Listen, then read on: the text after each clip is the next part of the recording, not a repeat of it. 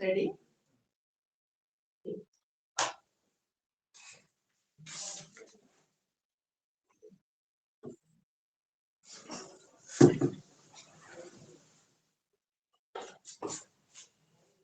Good afternoon, students. Am I audible to all of you? Please confirm.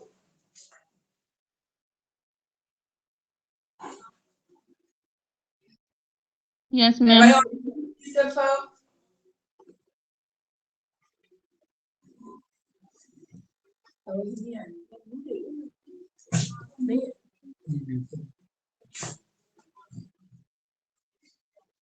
Sweta Priya, Swati, please confirm. Am I audible? Yes, ma'am. Okay, am I audible? Yes, ma'am. Okay. Okay.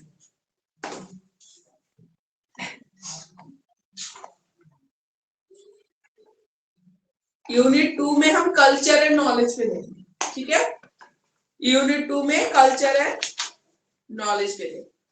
उसमें है role of culture in knowing, जो knowledge और culture का relationship है, थोड़ा सा हम लोग डिस्कस किया था। Ways of knowledge rendered into action, ठीक है, ये करना है। Emerging problems relating to knowledge, ये भी करना है, ठीक है।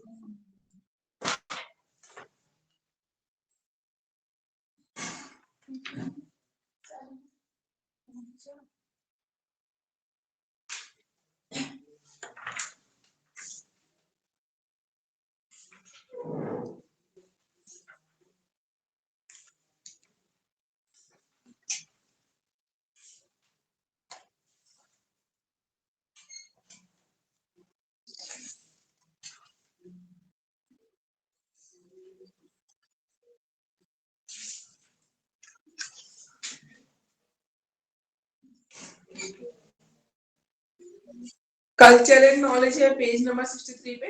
Role of culture in knowing, ठीक है। Emerging problems related to knowledge, ये भी यहीं पे दिया हुआ है, ठीक है। मैम पेज नंबर बता दीजिए। पेज नंबर 63 है इंग्लिश में, हिंदी में बताओ।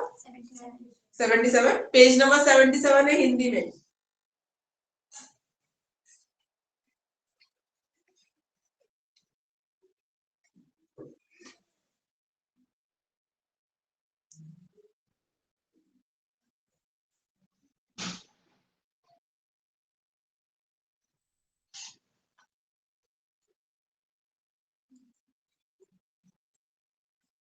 ठीक है, तो इसमें रिलेशनशिप क्या है कल्चर और नॉलेज की, थोड़ा सा हमने डिस्कस किया था लास्ट क्लास में, ठीक है।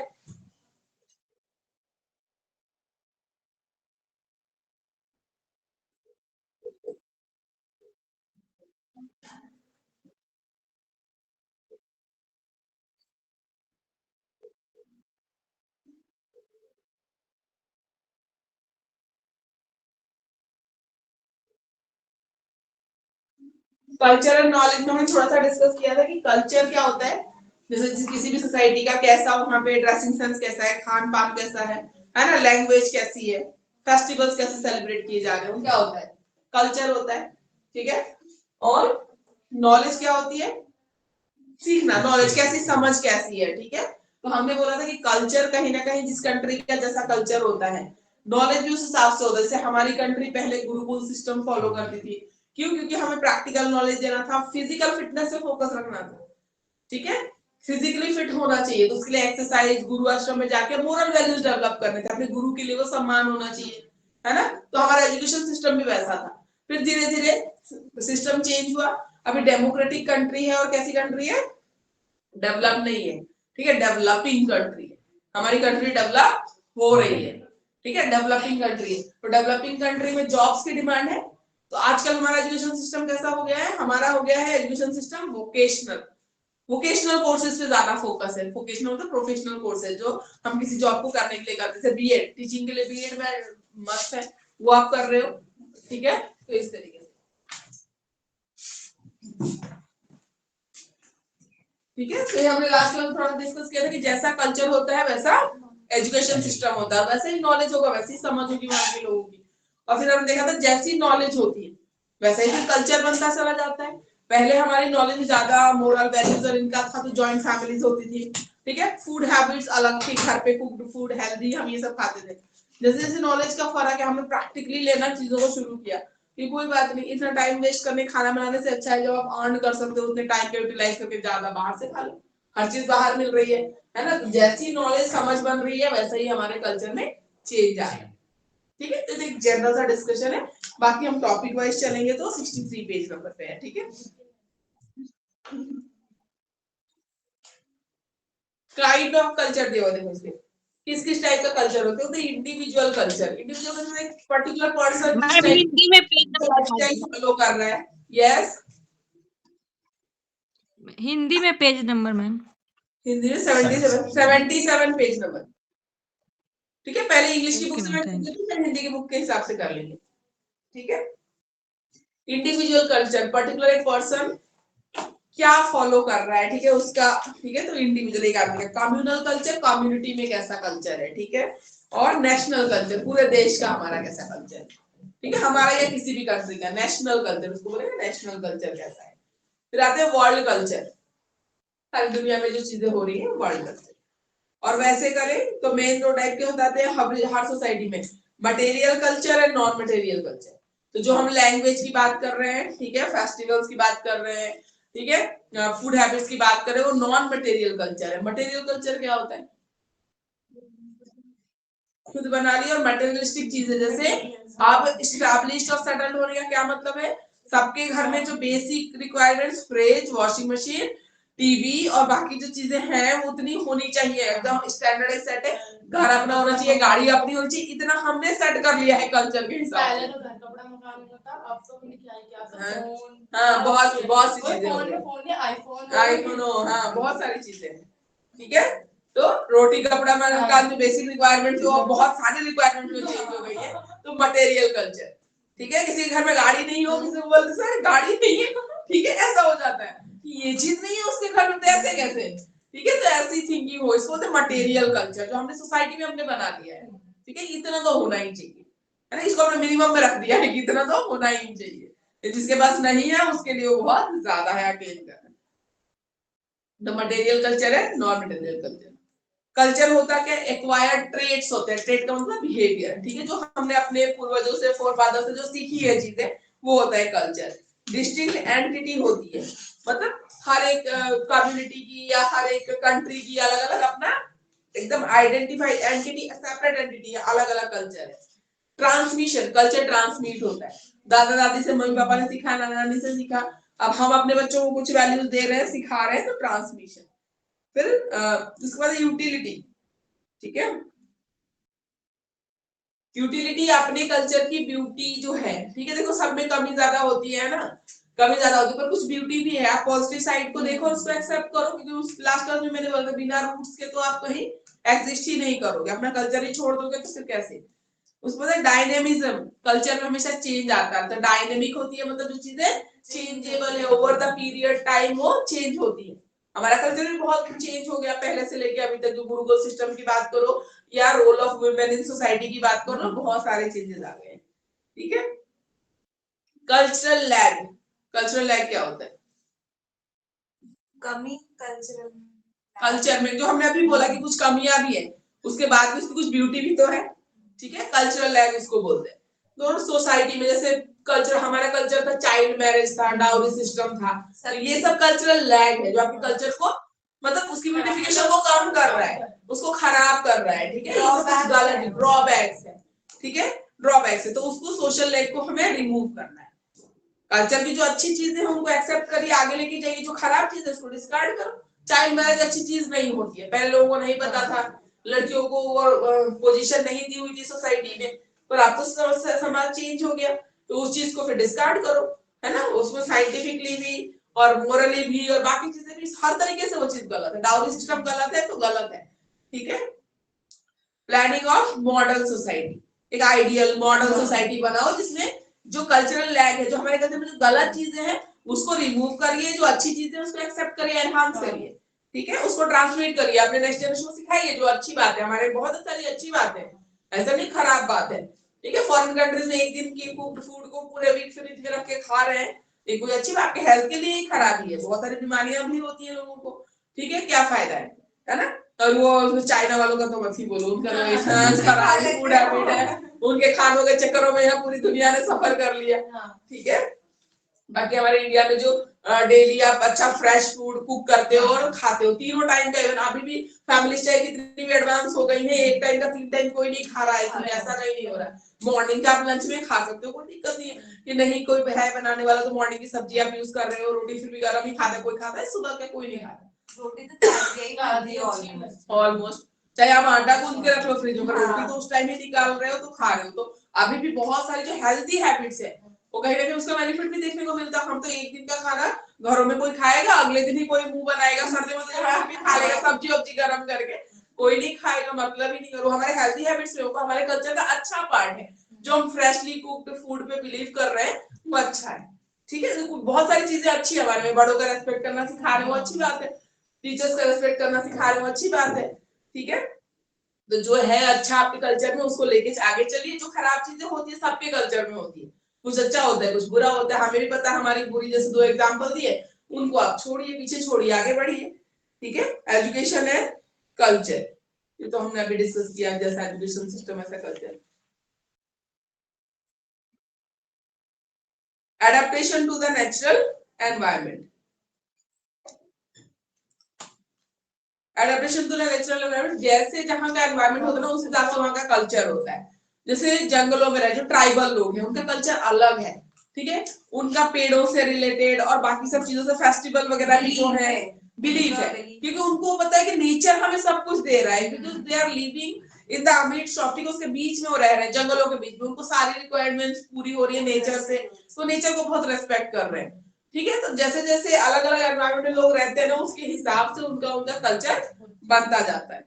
जैसे शहर का एक कल्चर है, ठीक है, गांव का एक कल्चर है, वो क्या है एनवायरमेंट के हिसाब से कल्चर सेट हो गया है, बिल्कुल। हाँ, जब वहाँ विलेजेस में जल्दी उठते हैं जल्दी सोते हैं, वहाँ तो 11 बजे आसपास किसी को फोन करो फोन भी नहीं उठाएगा कोई, सब सो चुके होते हैं 11 बजे तक तो, ठीक है। Adaptation to the social environment, social environment कैसा है उसके हिसाब से एडेप्टेशन होता है।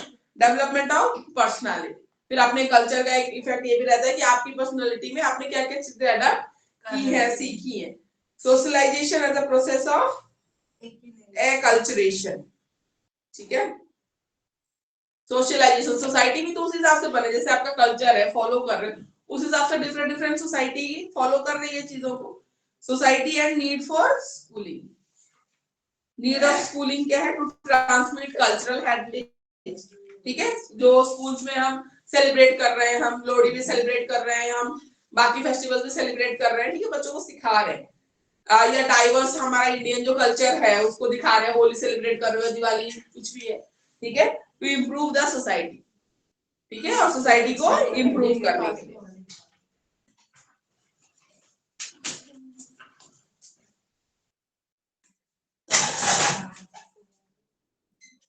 नॉलेज एंड कल्चर के बीच में रिलेशनशिप, कल्चर ट्रांसमिशन में स्कूल का क्या रोल है, कौन बताना चाहेगा। अब थोड़ा सा तो एग्जांपल मैंने दिया जैसे फेस्टिवल्स वगैरह सेलिब्रेट कर रहे हो, और बताओ। हम चैप्टर्स के थ्रू, जैसे पर्टिकुलर चैप्टर्स रिलेटेड होता है किसी स्टेट का किसी कल्चर का, उसके थ्रू भी बता सकते हैं, बिल्कुल उनको बताया जा रहा है, ठीक है, इंडिया में और भी चीजें हैं, इसमें क्या कल्चर फॉलो होता है, बिल्कुल बिल्कुल। और सर मॉडल के थ्रू मतलब जैसे कल्चर ट्रांसमिशन में क्या कहते हैं culture different activities, grand parents day celebrate कर हमारे कल्चर में है ना, जॉइंट फैमिली की हम इंपॉर्टेंस समझा रहे हैं अल्टीमेटली, ठीक है ना। आज के पेरेंट्स अगर नहीं भी चाह रहे ग्रैंड पेरेंट्स डे सेलिब्रेट होना, वो दूर भी रहते हैं, उनको बुलाते हैं वो तो बेइज्जती वाली बात हो रही है। मैं स्कूल में बच्चे रोने लग जाते, छोटे बच्चों को तो नहीं पता, वो जाकर रोएंगे कि सबके आए थे हम मेरे क्यों नहीं गए, मैं पूछ रही थी मेरे क्यों नहीं गए, तो फिर ये सब चीजें भी होती है, ठीक है। तो स्कूल का रोल ये school as a community in miniature, किसी भी स्कूल में कहाँ के बच्चे आ रहे उस कम्युनिटी में जो पेरेंट्स रहेंगे उनके बच्चे ही तो आएंगे पर्टिकुलर एक स्कूल में, तो एक स्कूल में किस टाइप के मतलब माहौल से बच्चे आ रहे हैं ना, उससे आप कह सकते हो school as a miniature of that community, उसी कम्युनिटी रिलेटेड आसपास के तो बच्चे आएंगे। अब तो वो भी फिक्स हो गया कि इतने किलोमीटर से ज्यादा वाले बच्चों को प्रेफरेंस नहीं देना नर्सरी एडमिशन और बाकी चीजों में, कि अपने नेबरहुड के बच्चे इग्नोर हो गए और दूर के बच्चे आ रहे हैं, तो ऐसा भी नहीं होना चाहिए। इम्पैक्ट ऑफ कल्चर और एजुकेशनल इंस्टीट्यूशन क्या है? कल्चर जैसा वैसा करिकुलम, क्या पढ़ाना है, इसमें बोला कल्चर जैसे जैसे चेंज हुआ, हमारा वोकेशनल एजुकेशन में फोकस ज्यादा आ गया, डेवलपिंग कंट्री है, पहले मोरल एजुकेशन पे ज्यादा था, फिजिकल एजुकेशन पे ज्यादा फोकस था, तो जैसे जैसे चेंज होता है ना वैसे वैसे करिकुलम भी चेंज होता है, मेथड ऑफ टीचिंग भी चेंज होती है। पहले टीचर सेंटर्ड एजुकेशन था, छड़ी के बल पे पढ़ाया जाता है, पिटाई होती थी पहले, अब नहीं, अब तो कॉर्पोरल पनिशमेंट बिल्कुल बैन है, आप कुछ भी बच्चों को बिल्कुल हाथ भी नहीं लगा सकते। ठीक है, डिसिप्लिन, ठीक है, पहले जितना डिसिप्लिन था आप बच्चों को आप उतना करवा ही नहीं सकते, इतने बंधन में आप कोई नहीं रहने वाला। ठीक है, टेक्स्ट बुक्स में भी चेंजेस आई है, पहले कैसे टेक्स्ट बुक्स होते थे, बता दिया ये पढ़ा दिया, इतने एक्टिविटी वगैरह नहीं होती थी, ये इतने एक्स्ट्रा टाइप के क्वेश्चन नहीं होते थे, या पहले क्वेश्चन का जो फॉर्मेट होता था डायरेक्ट ही, इतना एमसीक्यू ट्रू फॉल्स ये सब इतना नहीं होता था। अब तो सब केस स्टडीज हो गए हैं। ठीक है, एक्टिविटीज होती है बहुत सारी, मेंशन होती है, वो साइंस की बुक हो चाहे कंप्यूटर की हो चाहे किसी की भी हो। ठीक है, टेक्स्ट बुक भी चेंज हुआ है, टीचर भी चेंज हुआ है।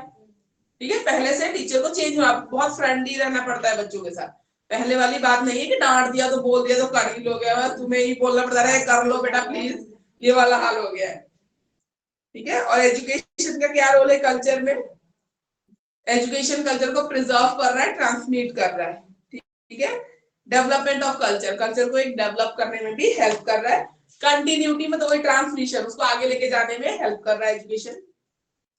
पर्सनालिटी डेवलपमेंट में कल्चर हेल्प करता है, आपकी पर्सनालिटी में हमारे कल्चर से रिलेटेड भी तो चीजें हैं, जैसे बड़ों को रेस्पेक्ट करना हो गया, और बाकी फूड हैबिट्स में जो हमने अभी एग्जांपल दिया।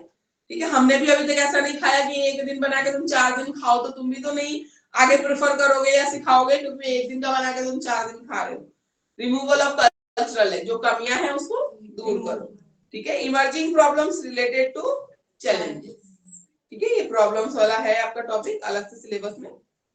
Emerging problems, discuss the emerging problems relating to knowledge. ठीक है, तो इमर्जिंग प्रॉब्लम्स क्या है?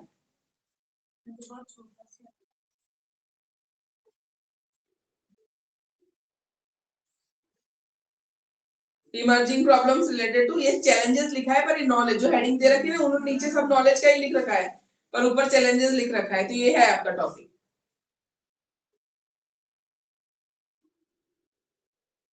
Tacit knowledge ideas, tacit knowledge क्या था, पढ़ाया था पिछली बार, याद है किसी को? टैसिट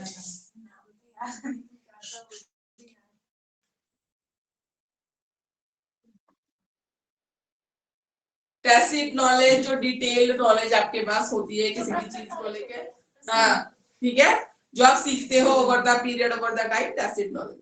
ठीक है, तो the ability to recognise and articulate compiled और हाईली इंटीग्रेटेड कॉम्पिटेंसीज, नॉलेज ऐसा हो टीचर के पास जो बच्चों में जो कॉम्पिटेंट है किसी चीज के लिए ना, उसको आइडेंटिफाई नहीं कर पा रहे, ये थोड़ा सा प्रॉब्लम है कि टीचर के पास में उतनी नॉलेज हो कि वो आइडेंटिफाई कर पाए अपने पर्सनल एक्सपीरियंस के बेस पे ओवर द टाइम, उसको आइडेंटिफाई करना आना चाहिए कि कौन सा बच्चा किस चीज के लिए कॉम्पिटेंट है। ठीक है, नहीं कर पा रहा है तो ये प्रॉब्लम में आता है। Different views on explicitness of knowledge. ठीक है, एक्सप्लिसिट नॉलेज क्या था?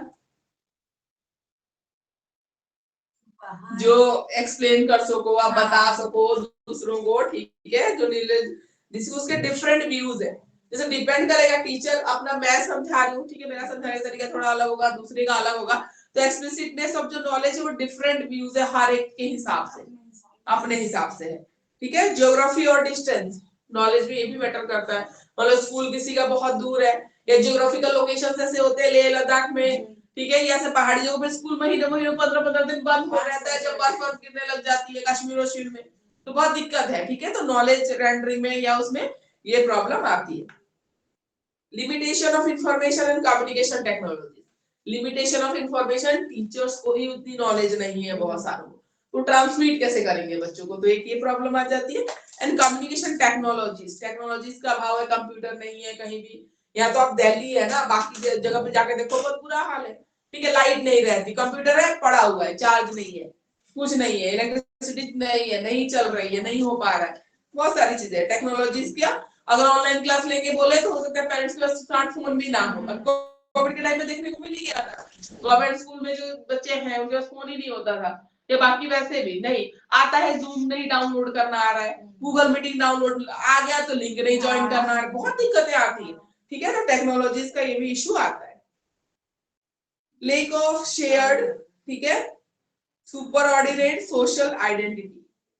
शेयर्ड सोशल आइडेंटिटी का मतलब होता है, ठीक है, सोसाइटी में एक जो आइडेंटिटी है ना, जैसे नॉलेज है टीचर का है या वो है, वो शेयर्ड आइडेंटिटी कहीं ना कहीं लेक है, मतलब एक टीचर जो दूसरे को हेल्प करेगा, नॉलेज शेयरिंग है ना, वो कहीं ना कहीं कमी देखने को मिलती है। एक दूसरे को हेल्प भी तो कर सकते हैं ना, वो नहीं करना चाहते। अलग सुपीरियर दिखाना। आप भी पढ़ा रहे हो, मैं भी पढ़ा रही हूँ, मैंने अपनी क्लास में सकते कोई ऐसा केस देखा हो, है ना, कोई मतलब ऐसा बच्चा हो मेंटली रिटार्डेड हो या बिलो एवरेज बच्चा हो, उसको मैंने अगर अच्छे से टैकल किया, अगर इसमें नॉलेज को आपसे शेयर करूं तो आपके लिए अच्छा है। आपने कुछ देखा है तो मुझसे शेयर करो, मेरे लिए अच्छा है, पर इसकी कमी देखने को मिलती है, ऐसा नहीं होगा। नॉलेज शेयरिंग नहीं होती है, वो करनी चाहिए, ठीक है, वो करनी चाहिए, वो करोगे तो एक दूसरे से सीखने को मिलता है।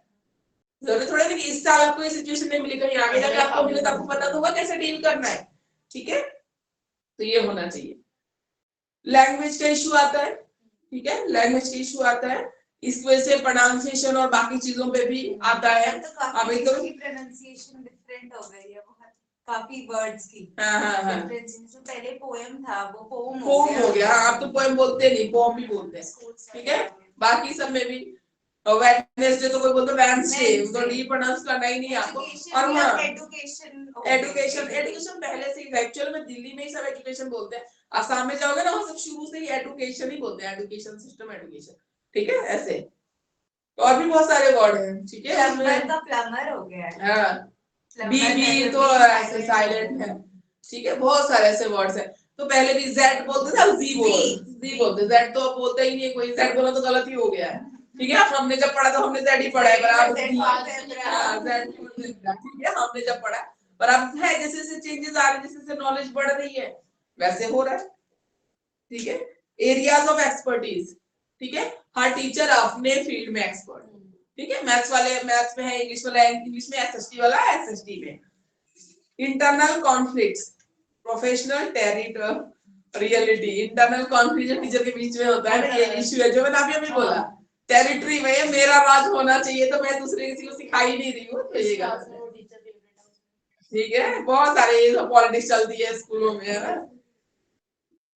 जनरेशनल डिफरेंसेस, जनरेशन डिफरेंस जो होता है, ठीक है, एक नई जो एज की टीचर होगी उसको पढ़ाने का तरीका है, जो पुराने 50 सालों से उसी मेथड से पढ़ा रहे हैं, पर चेंज भी नहीं होता, उनको इवन द डायलॉग, मतलब जो लाइनें बोलते हैं ना सालों से बोल बोल के रट गई है, वो वही बोलते हैं, तो वैसा है।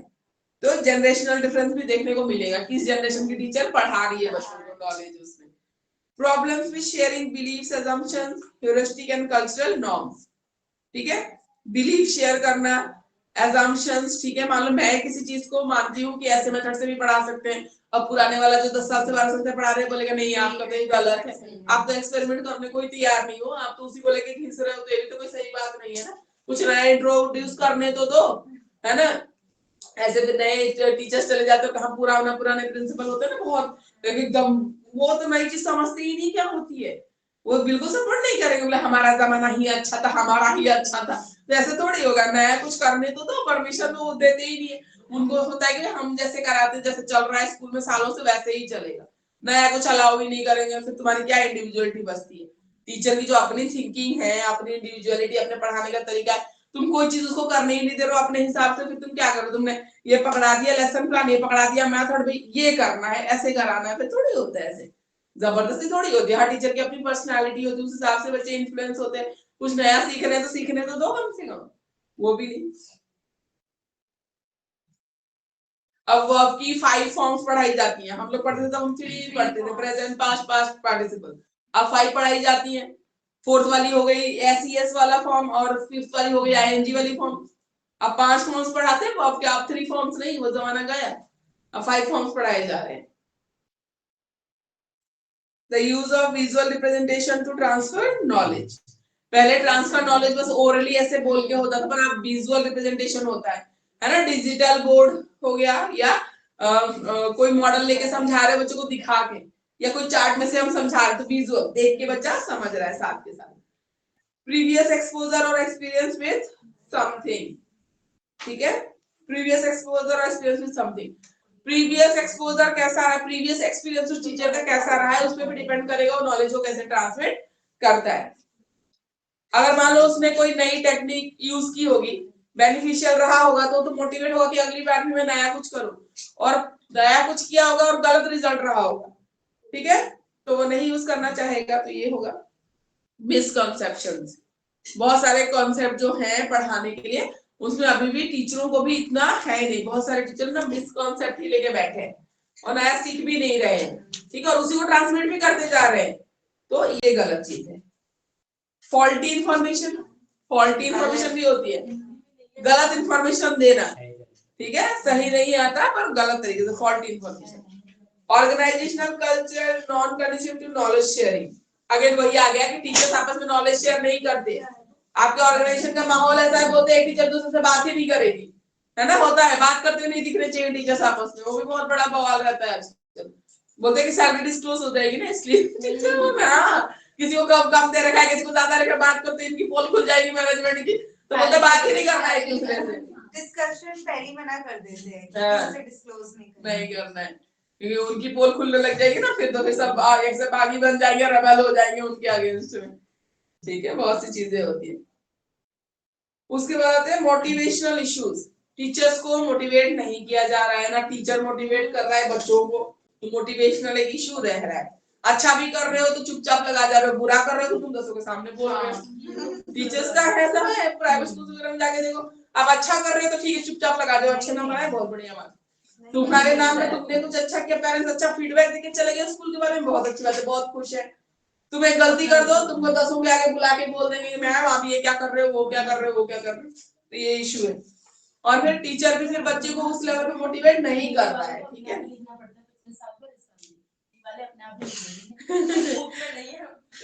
नहीं, हिंदी के हिसाब से भी डिस्कस करेंगे, उनको परेशान मत करेंगे, ठीक है, कम देर का जो भी है ना अभी डिस्कस करेंगे। लैक ऑफ ट्रस्ट, ठीक है, लैक ऑफ ट्रस्ट, नया था नहीं, मैनेजमेंट जो टीचर पे भरोसा नहीं कर रहा, नया कुछ उसको करने ही दे रहा, लैक ऑफ ट्रस्ट। भरोसा करो, आपने इंटरव्यू लेके कोई टीचर हायर किया तो कुछ देख के हायर किया होगा ना, उसको भी तो कुछ नॉलेज है, तो उसकी अपनी नॉलेज को यूटिलाइज तो करना, तो फिर आप उसके हाथ बांध दे रहे हो कि नहीं इसी मेथड से पढ़ाना है, ऐसे ही पढ़ाना, यही चैप्टर पहले पढ़ाना है, वही चैप्टर बाद में पढ़ाना है। अरे क्या पता इसको कुछ अपना लिंक कर रही हो, अपनी तो नॉलेज लेके आई है कि मैं ये चैप्टर इसके साथ पढ़ाऊं तो शायद ज्यादा बेटर कॉम्बिनेशन होगा, तो उसको तो तुम अलाउ ही नहीं कर रहे, हमें जो लिख के दिया उसी पैटर्न को फॉलो करना है, बिल्कुल, तो लैक ऑफ ट्रस्ट है।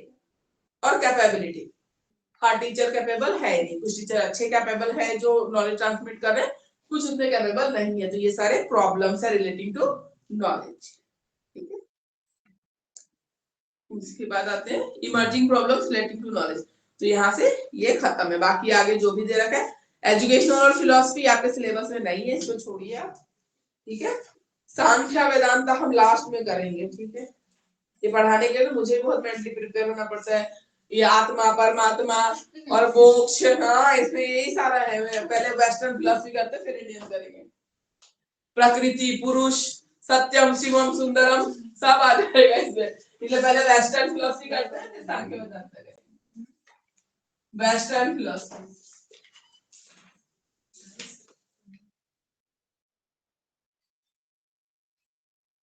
वेस्टर्न फिलॉसफी करने से पहले फिलॉसफी होती क्या है, ठीक है, बोलते हैं ना कोई फ्रेंड बहुत अच्छा समझाता है, ये तो फिलोसफर बन गया है, फिलोसफर है, ठीक है, फिलॉसफी क्या होती है फिर, online students what is philosophy,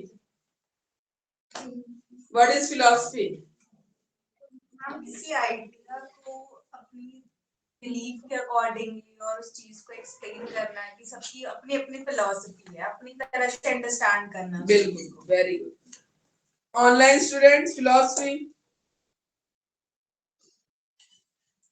Sakshi what is philosophy, Mitali, Kavita,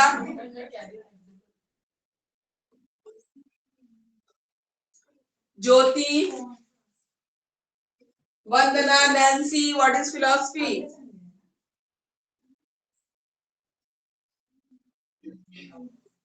philosophy क्या होती है, हिंदी में दर्शन बोलते हैं, ठीक है, इसको सिर्फ दर्शन शास्त्र बोलते हैं, फिलॉसफी एज ए सब्जेक्ट दर्शन शास्त्र, फिलॉसफी क्या होती है? अपनी समझ के अकॉर्डिंग चीजों को लेना, ठीक है, उसको बोलते हैं फिलॉसफी। फिलॉसफी, स्वामी विवेकानंद बहुत अच्छे फिलोसोफर थे, बोलते हैं ना दार्शनिक थे। क्या मतलब हुआ? वो चीजों को समझते थे बहुत अच्छी तरीके से, एनालाइज करते थे और अपने व्यूज बनाते थे उन चीजों पे। That is called philosophy. ठीक है, तो वेस्टर्न कुछ फिलॉसफीज है, ठीक है, उसको हम डिस्कस करेंगे। पहले है आइडियलिज्म, फिर है नेचुरलिज्म, फिर है प्रैग्मेटिज्म, फिर है एग्जिस्टेंशियलिज्म। 4 फिलॉसफीज आपको वेस्टर्न पढ़ने, ठीक है। पहले है आइडियलिज्म।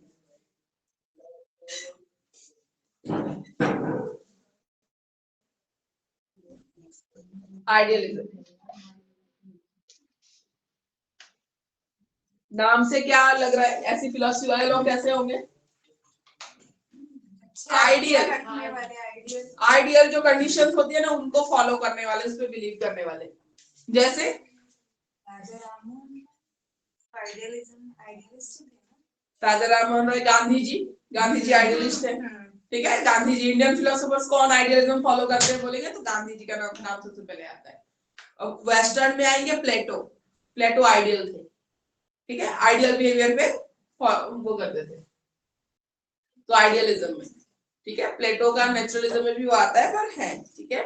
सोक्रेटिस है, सुकरात, जिसमें सच्चाई के लिए बोलते हैं ना कि जहर पी लिया, आइडियल कंडीशंस में, जैसे सच बोलना चाहिए, अच्छे वैल्यूज रखना, बड़ों का सम्मान करना, झूठ ना बोलना, चाहे कुछ भी हो जाए, ठीक है। सत्यवादी राजा हरिश्चंद्र की कहानी सुनते हैं ना, ठीक है, सच के लिए अपना पूरा वो छोड़ दिया, घर बार भी छोड़ दिया, ठीक है। आग लगाने वाले वो बन गए शमशान घाट में उनकी अपनी लाश के लिए भी उन्होंने अपनी वाइफ से वो मांगा था, कुछ भी नहीं था, तो उन्होंने अपना आधे साड़े का वो कपड़ा हाँ। बहुत अच्छी story। बहुत अच्छी है। बस ऐसे गूज़बम्प्स आते हैं, वो कहानी सुनोगे ना, फिर उन्हें वापस सारी चीजें मिल जाती है। बिल्कुल, ठीक है। सत्यवादी राजा हरिश्चंद्र, ठीक है, मजाक में बोलते ना, ज्यादा हरिश्चंद्र बनने की जरूरत नहीं है, बोलते हैं ना, ठीक है।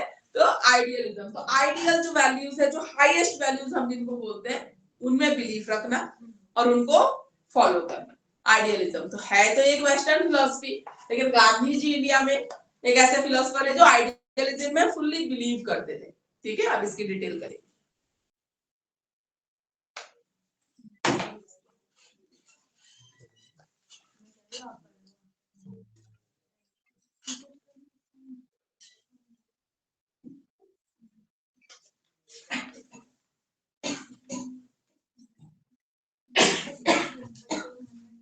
आइडियलिज्म गॉड की एग्जिस्टेंस को मानता है, ठीक है।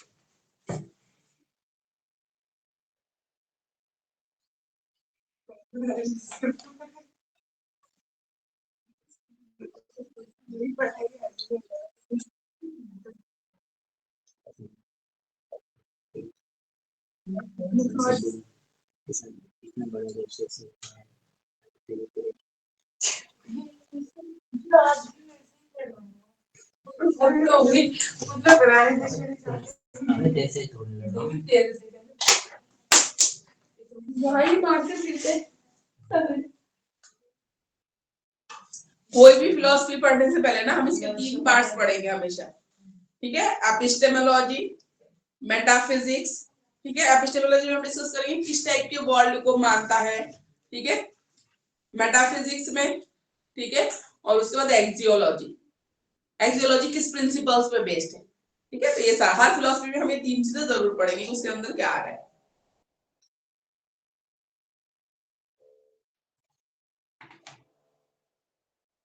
पहले मेटाफिजिक्स, फिर एपिस्टेमोलॉजी और फिर पढ़ेंगे एक्सियोलॉजी।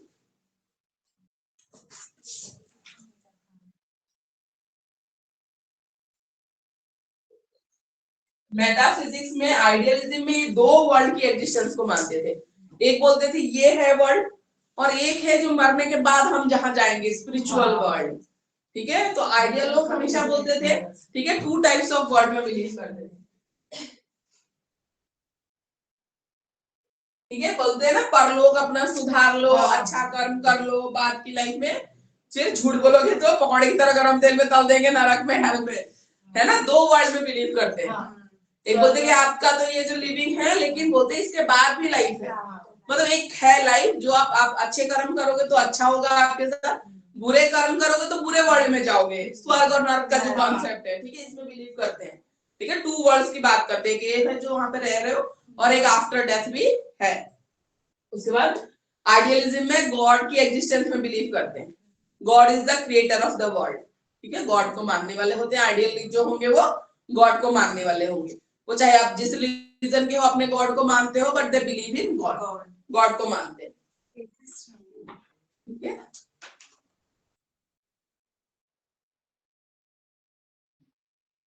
और जो भी हम सीख रहे हैं अपने सेंसेस से सीख रहे हैं, ठीक है, सेंसेस से सीख रहे हैं, जो हम देख रहे हैं सेंस ऑर्गन्स हैं वो है। पर ये क्या करता है, ये फाइनली मतलब टीचर के एक्शंस को मानता है, बहुत इंपॉर्टेंट देता है गुरु को। अभी हम एक्सियोलॉजी में पढ़ेंगे कि प्रिंसिपल्स क्या मानता है, फॉलो करता है। ठीक है,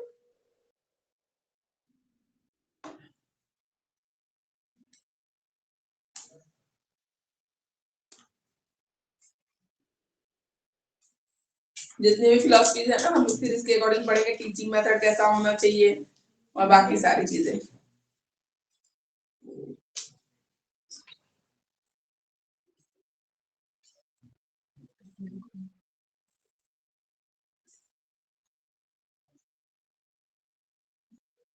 और बोले कि ऐसे ही कर्म करो जो मोक्ष को प्राप्त करो, मतलब भगवान को प्राप्त करो। कुछ भी करो हमेशा दिमाग में ये होना चाहिए कि अल्टीमेट एम क्या है, साल्वेशन या मोक्ष, मोक्ष प्राप्त करना। ठीक है, मतलब गॉड खुश रहे, मतलब हमेशा ये काम करने के लिए सोचो कि भगवान देख रहा है। गॉड के एक्शंस को मानते हैं तो ये कर्म भी कैसे करते हैं, आइडियल करते हैं। ठीक है, ऐसा है इनका।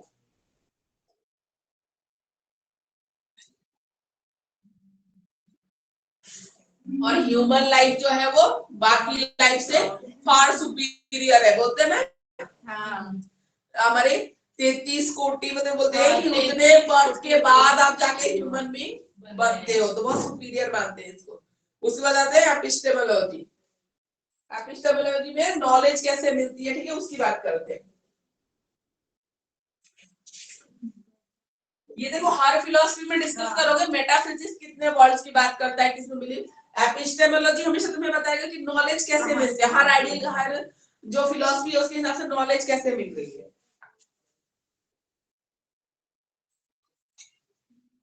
और एक्सियोलॉजी होते हैं उसके प्रिंसिपल्स।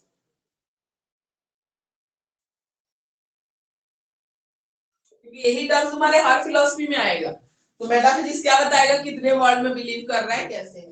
एपिस्टेमोलॉजी बताएगा नॉलेज कैसे मिलती है, हर फिलॉसफी क्या कह रहा है, ज्ञान तुम्हें कैसे मिलेगा। ठीक है, एक्सियोलॉजी बताएगी कि क्या प्रिंसिपल्स होने चाहिए लाइफ में, या किन चीजों पे फोकस करना चाहिए आपको। तो एपिस्टेमोलॉजी कहती है कि नॉलेज कैसे मिलेगा। नॉलेज सिर्फ ऑब्जर्वेशन और एक्सपेरिमेंटेशन से नहीं मिलेगा, आपको एक अच्छा गुरु। आइडियलिज्म की बात कर रहे हैं ना, तो आइडियलिज्म गुरु के इंपॉर्टेंस को बहुत ही प्रायोरिटी देता है, टीचर के इंपॉर्टेंस को। ठीक है, मेडिटेशन करिए, सेल्फ नॉलेज बहुत जरूरी है अपने बारे में जानना। ठीक है, एक्सटर्नल नॉलेज तो आपको मिलेगी, लेकिन मेडिटेशन और एक अच्छा गुरु होना है, एक अच्छा इंस्टीट्यूट होना, और अपनी इंट्यूशन, इंट्यूटिव नॉलेज जो हम बात कर रहे थे, ठीक है, वो सब पे भी बहुत फोकस है। और मोक्ष के बारे में जानना है।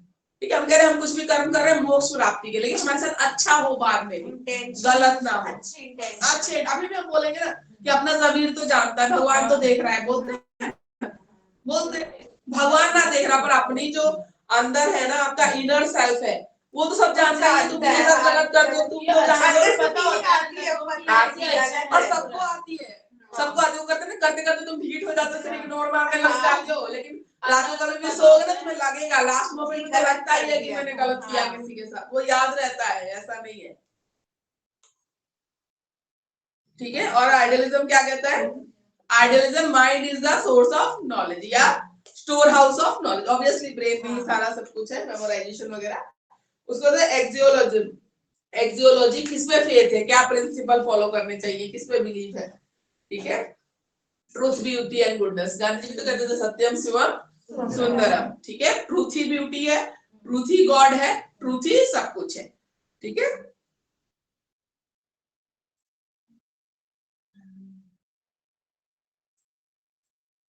और टीचर की क्या ड्यूटी है, इन अच्छी वैल्यूज को अपने स्टूडेंट्स में ट्रांसफर करना। ठीक है, तो आइडियलिज्म की ये फिलॉसफी, ठीक है। Actually truth, beauty and goodness है प्रिंसिपल्स में, ट्रूथ ही सब कुछ है, ठीक है, झूठ नहीं बोलना है।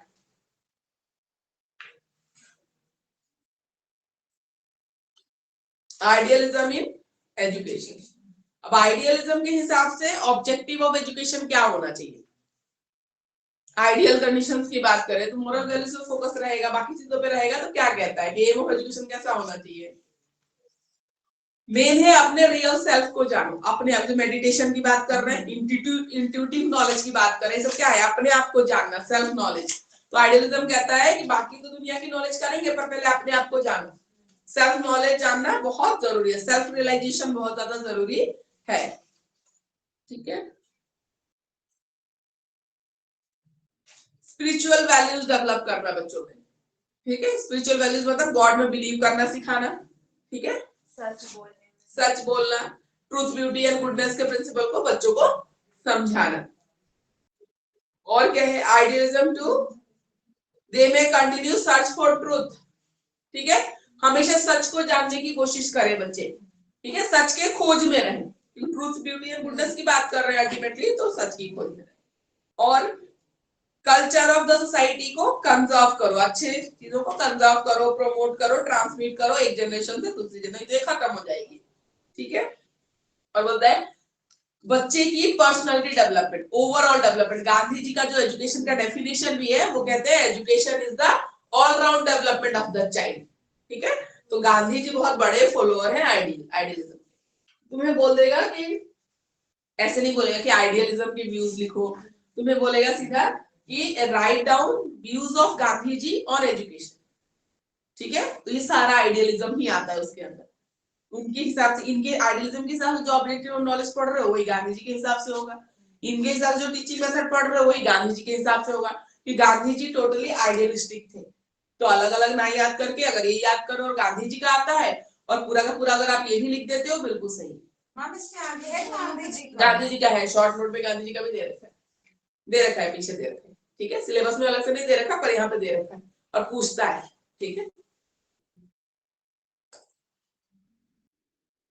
इंटेलिजेंस डेवलप करना, ठीक है, बच्चों में रीजनिंग पावर डेवलप करना, ठीक है। उसका मोरल एंड स्पिरिचुअल, मोरल पे तो बहुत फोकस है, जब ट्रूथ सच बोलने की बात कर रहे हैं, ठीक है, गुरु को इतना रेस्पेक्ट देने की बात कर रहे हैं, तो अल्टीमेटली मोरल वैल्यूज की बात हम कर ही रहे हैं आइडियलिज्म में।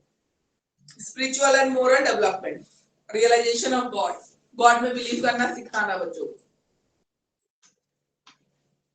यूनिवर्सल एजुकेशन होना चाहिए सबको, each and every child should get education irrespective of caste, creed and colour, ठीक है। आइडियलिज्म कहता है हर एक बच्चे को पढ़ाई जरूरी है, हर एक बच्चे को पढ़ना चाहिए।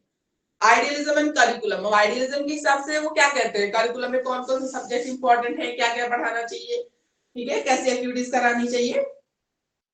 तो इंटेलेक्चुअल एक्टिविटी के लिए इन्होंने बोला कि इंटेलेक्चुअल डेवलपमेंट के लिए लैंग्वेज पढ़ाना चाहिए, literature, history, geography, maths and science, ठीक है।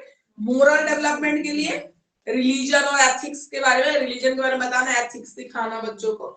फिजिकल एक्टिविटीज में हेल्थ एंड फिजिकल एजुकेशन जरूर होना चाहिए, क्योंकि होता है हमें योगा गुरुकुल वाला सिस्टम सोच लो आइडियलिस्टिक के हिसाब से चलता था, तो फिजिकल फिटनेस और मोरल में तो बहुत फोकस था, ठीक है। मेथड ऑफ टीचिंग क्या होना चाहिए इनके हिसाब से?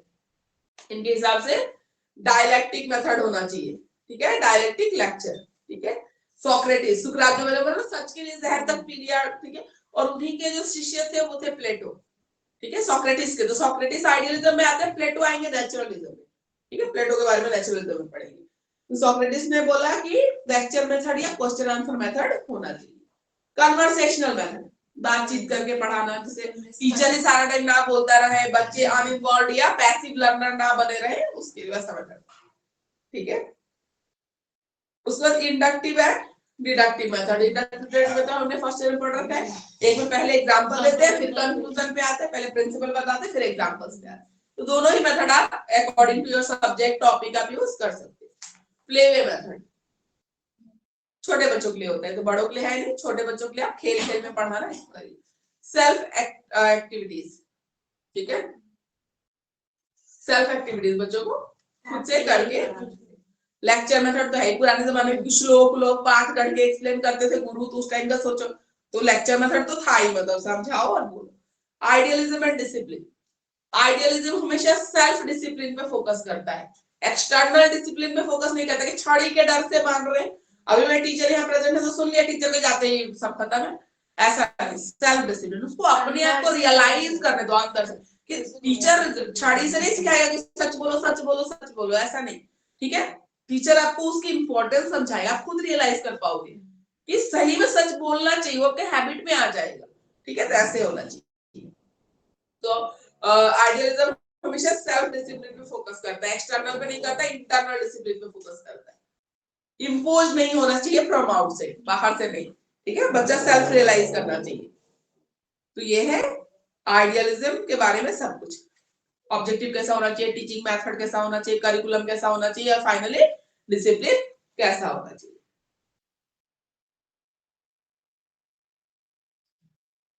उसके बाद आते हैं नेचुरलिज्म। नेचुरलिज्म, नेचुरलिज्म वाले जो लोग होंगे ना, जो नेचुरलिज्म फिलॉसफी में बिलीव करेंगे, ठीक है, वो मानेंगे कि nature is the creation of the world, ठीक है, ये गॉड की एग्जिस्टेंस को मानते भी हैं, ठीक है, पर नेचर को बहुत इंपॉर्टेंस देते हैं, ठीक है। नेचर ने सब कुछ दिया है हमें, किसने दिया है? नेचर ने, नेचर ने। गॉड की एग्जिस्टेंस को कम मानते हैं, आइडियलिज्म वाले तो सिर्फ गॉड को मानते हैं कि उन्होंने ही सारी दुनिया बनाई है, पर नेचुरलिज्म वाले गॉड के एग्जिस्टेंस को थोड़ा लेस रखते हैं और नेचर को, गॉड को पूजा करते हैं, मानते हैं, पर क्रिएशन, क्रिएटर किसको मानते हैं? नेचर को। Nature is the creator of the world, ठीक है। अब नेचुरलिज्म काफी इंटरेस्टिंग है, ठीक है, इसमें बहुत सारी चीजें पढ़ेंगे, और इसमें हमारे जो इंडियन फिलोसोफर जो नेचुरलिज्म को मानते हैं वो है रविंद्रनाथ टैगोर, ठीक है। तो नेचुरलिज्म के कौन है फिलोसोफर? रविंद्रनाथ टैगोर। तो आपको बोले कि right Tagore philosophy on education, तो आप क्या लिखोगे? नेचुरलिज्म लिखोगे, ठीक है।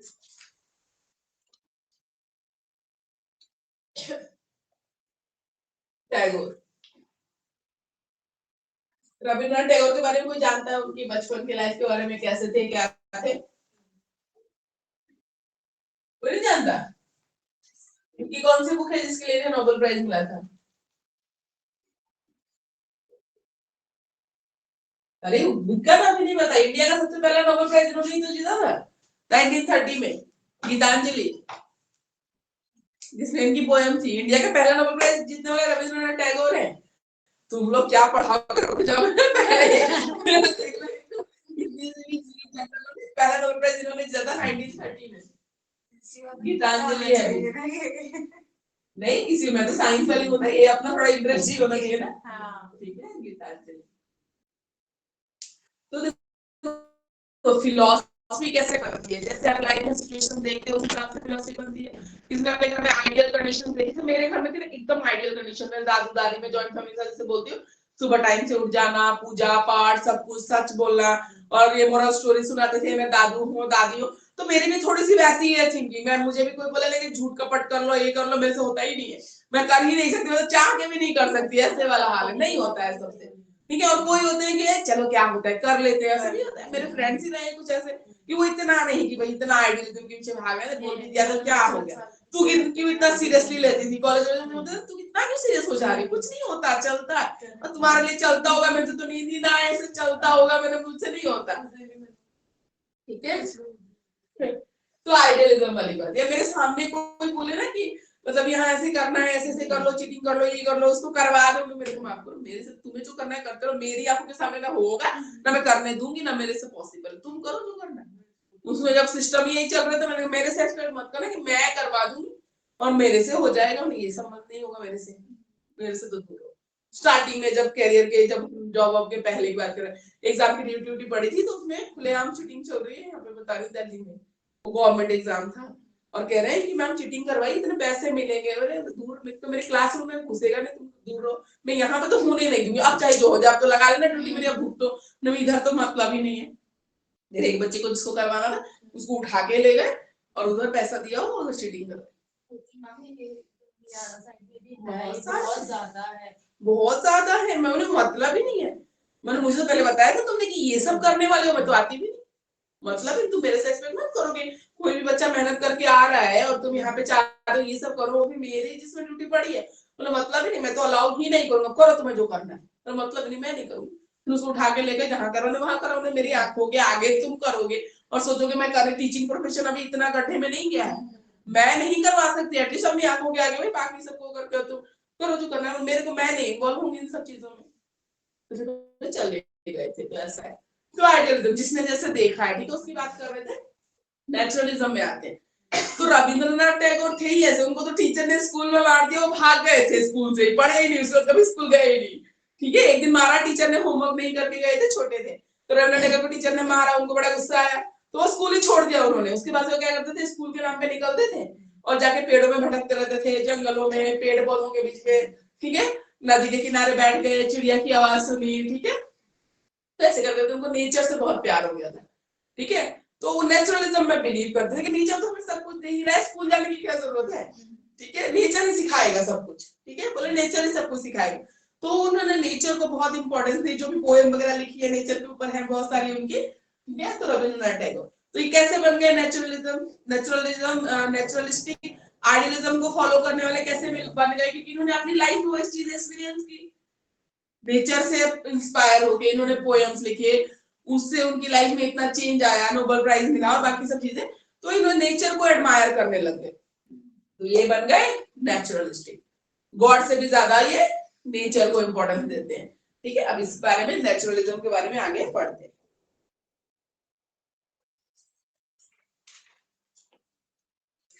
तो इसके आते हैं एपिस्टेमोलॉजी और इसके मेटाफिजिक्स पे, मेटाफिजिक्स अलग से नहीं दे रखा ना, पढ़ेंगे हम सबका ही मेटाफिजिक्स पढ़ेंगे।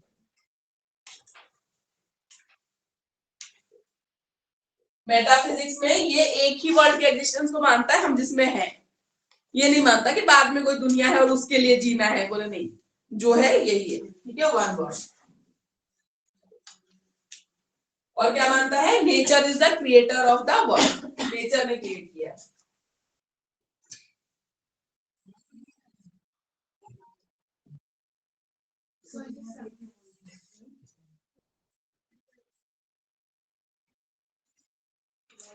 नेचर ही ओनली रियलिटी है। अब इसमें देखो गॉड वाली एग्जिस्टेंस का क्या है, देखो किसी किसी बुक में बोलेगा कि बिल्कुल ही नहीं मानते, किसी किसी बुक में बोलेगा कि एग्जिस्टेंस को तो मानते हैं बट इंपॉर्टेंस नहीं देते, ठीक है ना। तो उस हिसाब से आप जिसकी बुक में जो है वो लिख लेना, क्योंकि फिलॉसफी है और इसी रिव्यूज है और बहुत सारे राइटर का ऐसे है, लेकिन एक्चुअल में जो है ये ज्यादातर अब ऐसे बोल देते कि बिलीव इन गॉड, लेकिन ये मानते नहीं है। क्रिएटर किसको मान रहे हैं, नेचर को, तो अल्टीमेटली वो डिनाई भी कर रहे हैं, लिखोगे तो एक ही बात होती है। लेकिन किसी किसी बुक में तुम्हें लिख देगा कि नहीं मानते हैं, पर क्रिएटर नहीं मानते, उतनी इंपॉर्टेंस नहीं देते, और कोई साफ साफ लिखेगा कि मानते ही नहीं है गॉड के एग्जिस्टेंस, वो नेचर को सब कुछ मानते हैं।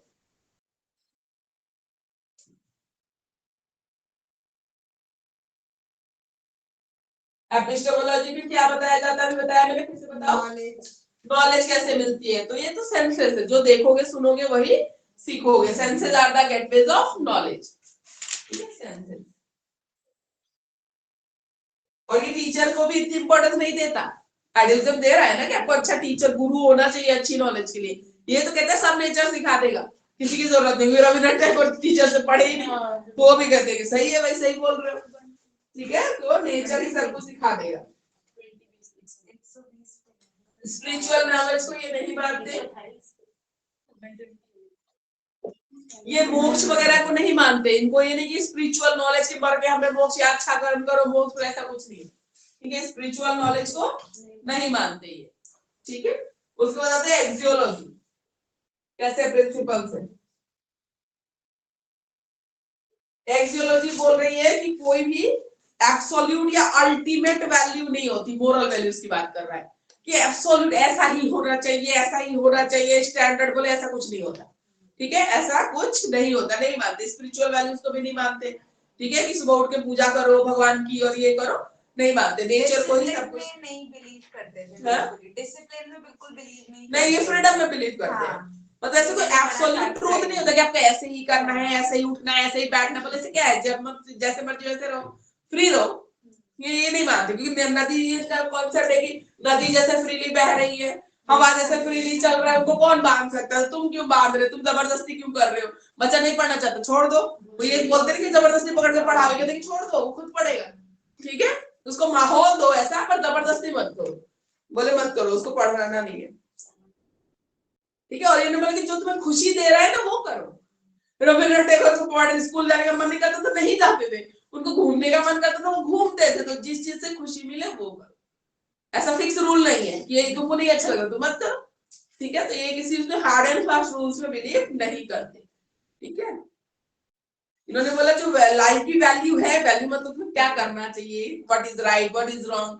तो ये बोले कि हाँ, जिस चीज से हमें खुशी मिले ना, और नीड्स पे डिपेंड होना चाहिए, फिक्स नहीं होना चाहिए। हर एक की नीड और कंडीशन अलग अलग होती है, उस हिसाब से उसके वैल्यूज उसको अपने आप सेट करने दो।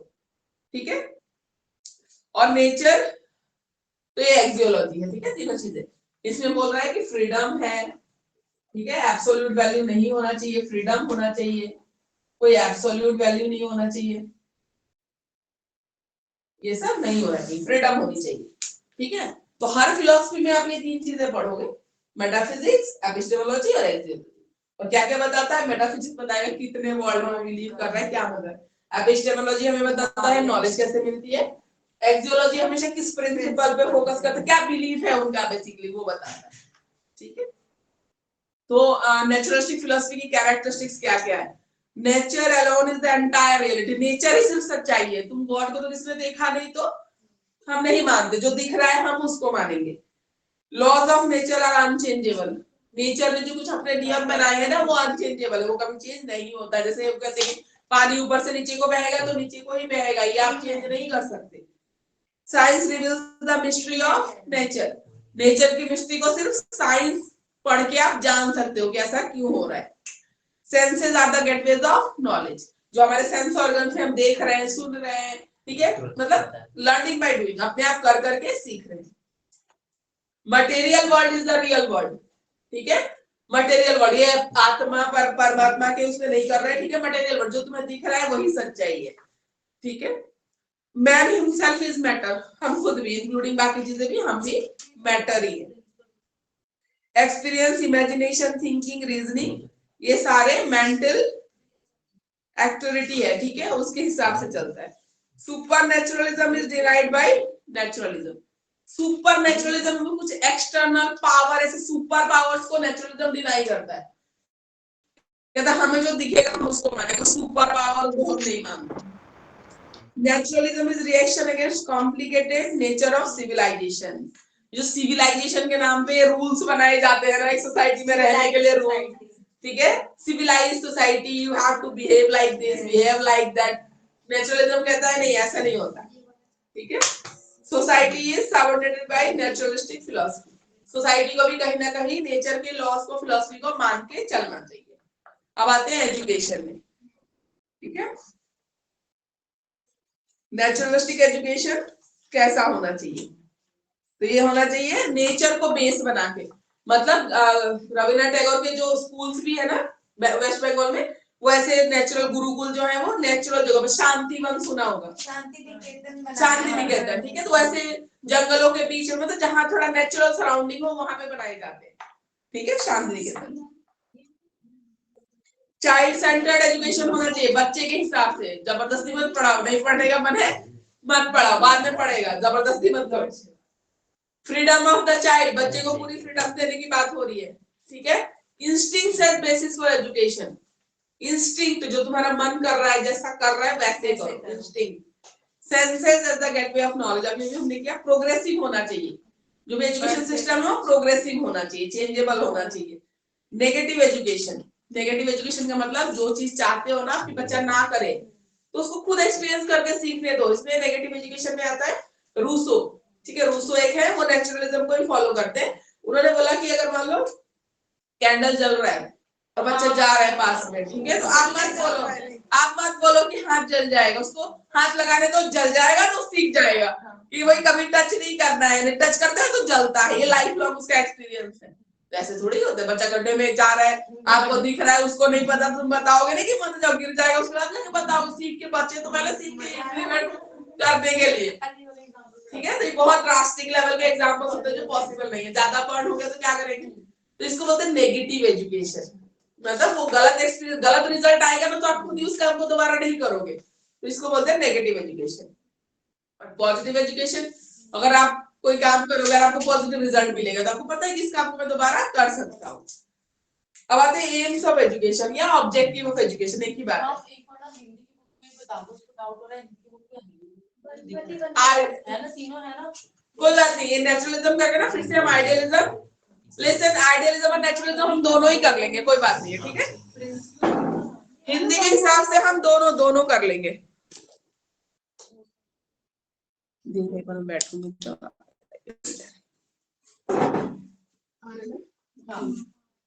ठीक है। आइडियलिज्म और नेचुरलिज्म हिंदी वाले बच्चों हम अभी डिस्कस करेंगे। नेचुरलिज्म को खत्म हो जाए दो, फिर हिंदी में हम आदर्शवाद और, ठीक है, ये वाला फिर से करते हैं। हिंदी की बुक के हिसाब से भी कर लेंगे, कोई परेशान होने की जरूरत नहीं, इंपॉर्टेंट है ये और आएगा ये। कोई बात नहीं, अभी डिस्कस कर लेंगे, ठीक है। Naturalism and aim of education self expression, बच्चे को एक्सप्रेस करने का मौका दो, ठीक है। ऐसा नहीं है मतलब टीचर रूल्ड वाला नहीं होना चाहिए, बच्चे को पूरी फ्रीडम दो, सेल्फ एक्सप्रेस, जो बोलना चाहता है सुनो क्या कह रहा है, ठीक है। Perfection of human machine, human अगर एक मशीन है उसको परफेक्ट होने का मौका दो, उसको अपॉर्चुनिटी दो। Sublimation of instincts by transformation and synthesis, instinct मान लो मेरा ये मन कर रहा है, मुझे लग रहा है कि ऐसा होगा, तो उसको आप करो, सिंथेसाइज करने दो उसकी नॉलेज को, इंस्टिंक्ट को, देखो सही है कि गलत, उसको खुद देखने दो। टू स्ट्रगल सक्सेसफुली, स्ट्रगल करने दो बच्चे को, ठीक है। सक्सेसफुल होने के लिए स्ट्रगल खुद करने दो, आप मत सपोर्ट सिस्टम बन के खड़े हो जाओ, ठीक है। टू सिक्योर एडजस्टमेंट, बच्चा एडजस्ट करना सीखे अपने आप से, ठीक है। प्रेजेंट एंड फ्यूचर हैप्पीनेस, जो भी करो आज भी देखो कि तुम वो काम करके खुश हो या नहीं हो, और ये भी देखो कि ये मैं कर रहा हूँ तो मैं आगे मेरे लिए खुशी देगा या नहीं देगा। मतलब ये कह रहे कि रियल वर्ल्ड जो है वो यही है, यहीं पे खुश रहना है। ऐसा नहीं मैं मर के कुछ कर रहा हूँ तो मेरा परलोक सुधर जाएगा, ऐसा नहीं है। नेचुरलिज्म इस चीज को मना करता है, ठीक है। नेचुरलिज्म कहता है कि तुम आज खुश हो कि नहीं तुम वो देखो, ठीक है। ऐसा कुछ मत करो जैसे तुम अभी दुखी हो रहे हो बहुत ज्यादा, तुम इसलिए कर रहे हो कि आगे चल के मेरे लिए अच्छा होगा। मैम इनकी बात ऐसे कॉन्ट्रडिक्ट नहीं कर सकते कि एक तो वो प्रेजेंट में कह रहे हैं कि प्रेजेंट में जो मर्जी है वो करो, हाँ। लेकिन फिर अगर आप प्रेजेंट अपना ऐसे निकाल दोगे तो फिर फ्यूचर की क्या है कि फ्यूचर आपका अच्छा ही होगा। हाँ, जैसे एजुकेशन का है, वो कह रहे कि नहीं पढ़ना मत पढ़ो, तो एजुकेशन नहीं लोगे तो फिर आगे फ्यूचर का नहीं ऐसा मतलब नहीं पढ़ना है नहीं पढ़ो नहीं करोगे, कहते सेल्फ सपोर्ट, उसको स्ट्रगल करके सीखने दो। 2 बार गलत करेगा, 4 बार गलत करेगा, 10वीं बार में सही करेगा। पढ़ने का मन ही नहीं है, स्कूल ही नहीं जा रहा वो कुछ और करेगा ना, उसकी इंस्टिंक्ट वाली बात बोली है ना, इंस्टिंक्ट, वो किसी चीज में तो अच्छा होगा उसको फाइंड आउट। उन्होंने बोला कि एक पर्टिकुलर किसी जगह पे जाके बांधो मत उसको, बांधो उसको, नहीं भी पढ़ना जबरदस्ती मत पढ़ा, पर इंस्टिंक्ट उसका क्या कहता है उसको जानो कि वो क्या चाहता है। हो सकता है वो डांस करना चाहता हो, वो ड्राइंग करना चाहता हो, वो कुछ और करना चाहता हो, उसको जानो। जबरदस्ती नहीं, सब पढ़ रहे हैं 10 बच्चे मतलब 11 को भी घसीट के बिठा दो, उसकी इंस्टिंक्ट को जानो, है ना। इंस्टिंक्ट वर्ड यूज किया है इसलिए किया, इंस्टिंक्ट को जानो उसके हिसाब से। To achieve social progress, society को अल्टीमेटली प्रोग्रेस होना चाहिए, ऐसे काम होने चाहिए, एजुकेशन सिस्टम ऐसा होना चाहिए सोसाइटी प्रोग्रेस करे। To develop individuality and to contribute the best to the society, individual development भी हो साथ में साथ सोसाइटी का प्रोग्रेस भी हो। करिकुलम कैसा होना चाहिए, साइंस और जिसमें नेचर के बारे में ज्यादा पढ़ाया जाए, बॉटनी जूलॉजी, ठीक है। बॉटनी होता है प्लांट साइंस, जूलॉजी होता है एनिमल के बारे में। मैथमेटिक्स एंड लैंग्वेज होनी चाहिए, ठीक है। अंडरस्टैंडिंग, साइंस को समझने के लिए अंडरस्टैंडिंग होती है। हिस्ट्री एंड सोशल स्टडीज होना चाहिए, ठीक है। एग्रीकल्चर एंड कारपेंटरी भी होना चाहिए, एग्रीकल्चर नेचर से रिलेटेड है, ठीक है। कि अनाज कैसे उग रहा है बच्चों को पता होना चाहिए, कारपेंटरी कोई चीज कैसे बना रहे हैं ये भी पता होना चाहिए। फिजिकल एजुकेशन को भी इंपॉर्टेंस देते हैं, ठीक है। हेल्थ से ड्राइंग तो क्रिएटिव एक्सप्रेशन बोल रहे हैं ना, तो ड्रॉ करो। और liberal education, free cultivation of human power, ठीक है। उसके इंटरेस्ट के हिसाब से पढ़ाओ, लिबरल एजुकेशन फ्री होना चाहिए, जिसको जिसमें इंटरेस्ट है वो पढ़ाओ, जबरदस्ती सबको पकड़ के सब चीज मत पढ़ाओ, ठीक है। Place of religious education, no place religious तो बोल ही नहीं रहा है, तो नेचर को मान रहा है। तो मोरल एजुकेशन, ठीक है, ये भी नहीं बोल रहा है, जबरदस्ती एब्सोल्यूट रूल मत बनाओ कह रहा है ना। ठीक है, एक्सपीरियंस के हिसाब से सीखेगा। अगर आज झूठ बोल रहा है ना, उसको कॉन्सिक्वेंसेस देखने को मिलेंगे, अगली बार खुद ही नहीं बोलेगा। तुम मत बोलो कि ये मत करो वो मत करो, तुम मत बोलो, ठीक है। मेथड ऑफ टीचिंग में direct experience, learning by doing की बात कर रहे हैं। कह रहे खुद करने दो, ये तो हाथ भी जलाने को कह रहे हैं कि जला के सीखो कि पास में नहीं जाना चाहिए। तो ये सब कुछ कह रहे हैं कि लर्निंग बाय डूइंग, अपने आप करो और सीखो, ठीक है। पीछे पीछे हर चीज बताते मत रहो बच्चों को, ये करो ये नहीं करो ये नहीं करो, करने दो, ठीक है। शॉर्ट बट इतना ही बुरा मत करो कुछ हो ना। हाँ। अपने मन का नहीं, वही नेचुरलिज्म जब हम फॉलो करने की बात करते हैं ना, विथ गाइडेंस वाला टर्म हम जोड़ते हैं। वैसे नहीं है कि आप छोटी बड़ी चीजों में तुम छोड़ सकते हो कि चलो भाई वो सम कर रहा है गलत तो 4 बार गलत करेगा, 5 में उसमें पेपर ही जा रहा है तुम्हारा, उसमें क्या जा रहा है, करने दो उसको, प्रैक्टिस कर रहा है, वो सही है। लेकिन अब कैंडल छूने जा रहा है, जलता हुआ गैस छूने जा रहा है, तब तो तुम बोलोगे ना। तो ये अल्टीमेट हो जाता है एकदम कि वो एक्सट्रीम की बात कर रहे हैं। उस एक्सट्रीम लेवल तक नहीं मानना, पर कुछ चीजें अच्छी भी है इसकी जो माननी चाहिए। प्ले वे मेथड, खेल खेल में सीखो, मतलब बांधने को तो कह ही नहीं रहे बच्चे को, तो कह रहे हैं नहीं छोड़ो खेलने को। फ्रीडम इन एजुकेशन, एजुकेशन में फ्रीडम होना चाहिए। Education according to nature of the child, बच्चा कैसा है उसके हिसाब से, पढ़ने वाला है तो बैठ के पढ़ाओ, खेलने का मन कर रहा है बैठ के खेल ले, बाद में पढ़ाना है, ठीक है। जैसा नेचर है वैसे ट्रीट करो उसको। को एजुकेशन, ठीक है, को एजुकेशन को तो सपोर्ट करते थे, ठीक है। रेजिडेंशियल स्कूल्स, जो स्कूल होंगे वो रेजिडेंशियल टाइप स्कूल होने चाहिए, ठीक है, और नेचर के बीच में होना चाहिए।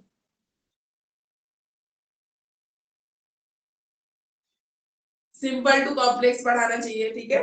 डायरेक्ट टू इनडायरेक्ट पढ़ाना चाहिए और डेफिनेट टू इंडिफरेंट पढ़ाना चाहिए, सब फर्स्ट ईयर में कर चुके हो।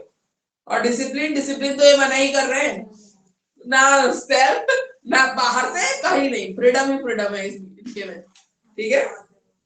नेचुरल हिसाब से टीचर कैसा होना चाहिए, ऑब्जर्वर, तुम देखो बच्चा क्या कर रहा है, ठीक है।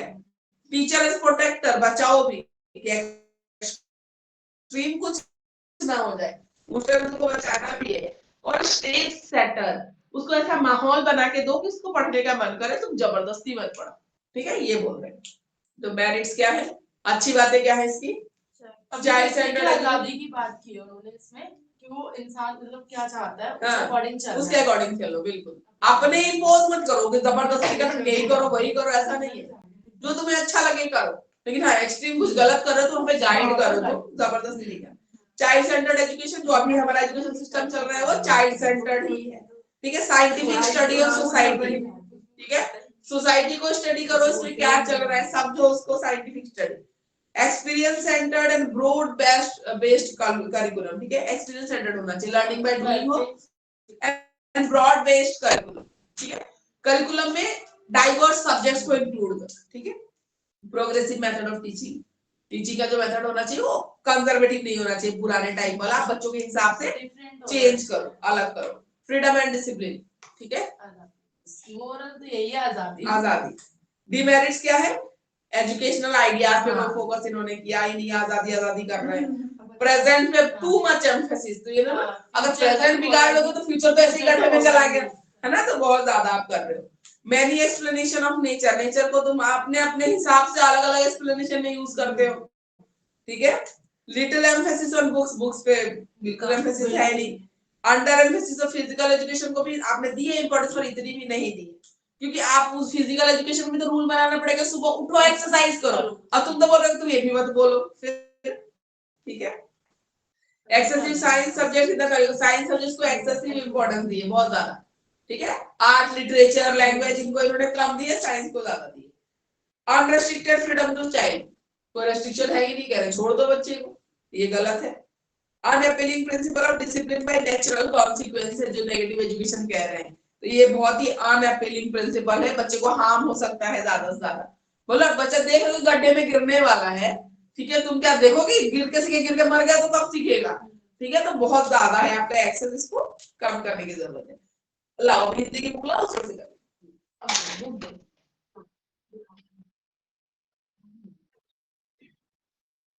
हिंदी वाले स्टूडेंट के लिए हिंदी में से करते कोई बात नहीं।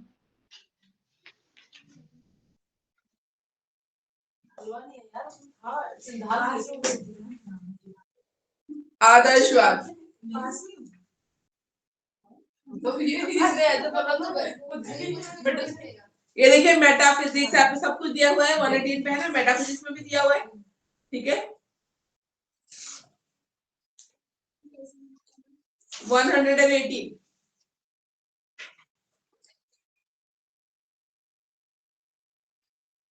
देखो इसमें ईश्वर ईश्वर ही भर गया, प्लेटो आ गया, सब ईश्वर, नेचुरलिज्म। और इंग्लिश वाली बुक में आपको कहीं नहीं मिलेगा, वो कहते हैं गॉड के एग्जिस्टेंस को तो ऑलमोस्ट डिनाई कर देते हैं। इसलिए मैंने बोला कि गॉड, क्योंकि हिंदी वाले में या कोई तो अलग राइटर बोल देता है कि गॉड को भी मानते हैं लोग, पूजा करते हैं, इंपॉर्टेंस नहीं देता पर गॉड को मानते हैं। नेचुरलिस्ट नहीं मानते, नेचुरलिस्ट नहीं मानते, हाँ ये आदर्शवाद वाला है ना, ठीक है। नेचुरल उसमें भी कोई कोई बुक में मिल जाएगा, किसी किसी में दे देते हैं कि गॉड को मानते हैं पर क्रिएटर नेचर को मानते हैं, ऐसे बोल देंगे एक लाइन कि बच्चे को सारा जो पढ़ा पढ़ाया है सब खत्म ही हो जाए, हाँ ऐसे करते हैं, ठीक है। तो आदर्शवाद में तो मानते हैं। और दो जगत की बात करके मैंने बताया कि ये लोग और परलोक सुधार, जो स्वर्ग नरक की बात कर रहे हैं, ठीक है, मिल गया आपको।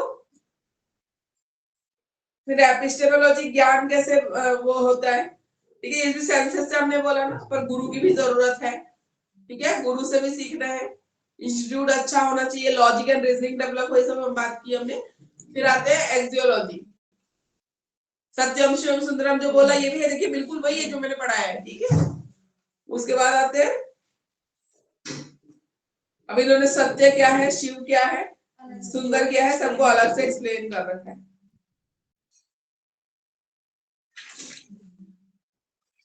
अब ये प्रिंसिपल ऑफ आइडियलिज्म क्या कहता है, ठीक है, स्पिरिचुअल वर्ल्ड पे फोकस करता है, ठीक है। उसके बाद आइडियाज को, बिलीव्स को इंपॉर्टेंस देता है। बी ह्यूमन, अच्छे इंसान बनो, मोरालिटी की बात करता है, सब कुछ की बात कर रहा है। आध्यात्मिक मूल्यों का महत्व, आध्यात्मिक मूल्य तो कह ही रहा है, स्पिरिचुअल डेवलपमेंट की तो बात कर ही रहा है कि नियम धर्म करो, पूजा पाठ करो, टाइम से उठो, भगवान को मानो, सब कुछ बात कर रहा है। मन का महत्व, तो इन्होंने तो मन को कंट्रोल करने का बोला है कि मन को आप मेडिटेशन वगैरह करो, मन को कंट्रोल में रखो। मन तो बहुत कुछ चाहता है, ठीक है, उसके पीछे हम नहीं भाग सकते। नेचुरलिज्म कहता है जो मन कहता है वो करो, आइडियलिज्म कहता है मन को कंट्रोल रखो, मेडिटेशन करो, मन को अपने कंट्रोल में रखो, तो मन तो तुमसे बहुत कुछ करवा सकता है, ठीक है।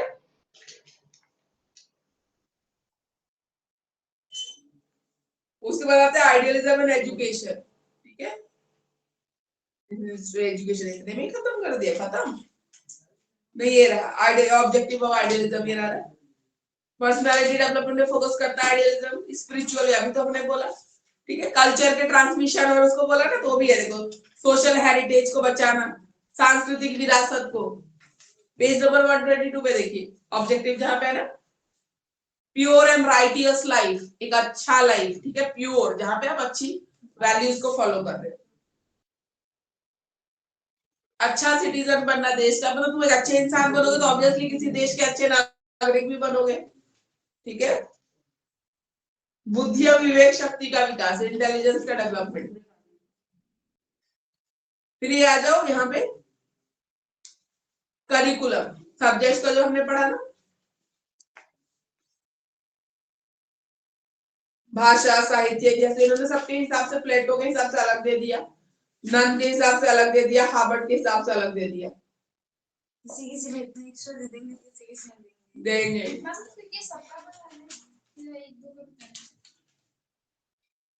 ये बता देना हार्वर्ड वाला, इसमें भाषा, साहित्य, इतिहास, कला, संगीत है ना, हार्वर्ड वाला एक ही लिख देना, बहुत है। हार्वर्ड गार्डनर की जो थ्योरी थी वैसा वाला है। ये हार्वर्ड है, वो हार्वर्ड तो दो की हो गई ना, ये हार्वर्ड ने खाली वो बताया है, सब्जेक्ट वही है, ठीक है, हार्वर्ड की। तो भाषा, साहित्य, इतिहास, कला, संगीत, यही बताया। 123 पे देखो, 23 न्यूज, ऊपर देखो, ये है ना पाठ्यक्रम के संदर्भ में विभिन्न आदर्शवादियों के विचार, ठीक है। अब ये लिख देना नीचे, उसके हिसाब से पूरा पाठ्यक्रम में मानव जाति के अनुभवों को व्यक्त करना चाहिए, ये सब चीजें। फिर टीचिंग मेथड्स पे आते हैं, अनुकरण द्वारा सीखता है, स्पेशली जो, जैसे आदर्शवाद कहते हैं कि घर में आप करोगे ना, बच्चे को बोल रहे हो पर आप कर नहीं रहे हो, तो बच्चा नहीं सीखेगा। अब सुबह उठ के देख रहा है मम्मी पापा को पूजा पाठ करते हो, अपना जो भी घर में करते हो, ठीक है, बिलीव पूजा पाठ करते हो, वो कर रहे हो, जल चढ़ा रहे हो, सूर्य को नमाज पढ़ रहे हो, कुछ भी जो आप अच्छी चीज कर रहे हो, तो बच्चा देखेगा तो सीखेगा। ठीक है, संडे को चर्च जा रहे हो, बच्चे को लेके आप जाओगे तो बच्चा जाएगा ना, सीखेगा, कुछ अच्छी बातें सीखेगा। तो ऐसे स्पिरिचुअल डेवलपमेंट, तो ऐसी टीचिंग मेथड्स होने चाहिए। ठीक है, जो देख के सीखेगा, व्याख्यान भी नहीं, लेक्चर मेथड जो हमने किया वो दे रखा है, देखो डार्क डार्क से दे रखा है।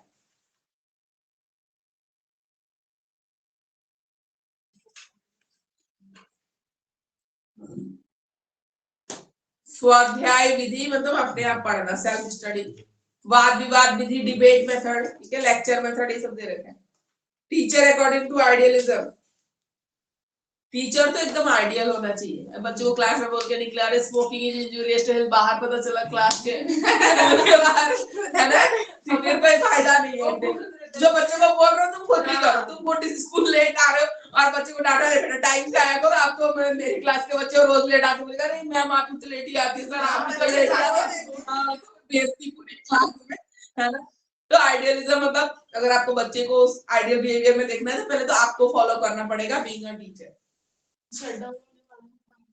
डिस्चार्ज हो गया, 4 घंटे से चल रहा है, कितना परसेंट है देखना, ये दिखा रहा है एक तो सर को बुला लो, चेतन सर को। 80% था चार्ज, मेरा फोन खत्म करके मानेंगे ये, आज मेरे फोन से लगा रखे। अच्छा, आपका फोन है? हाँ। बोलो सर को।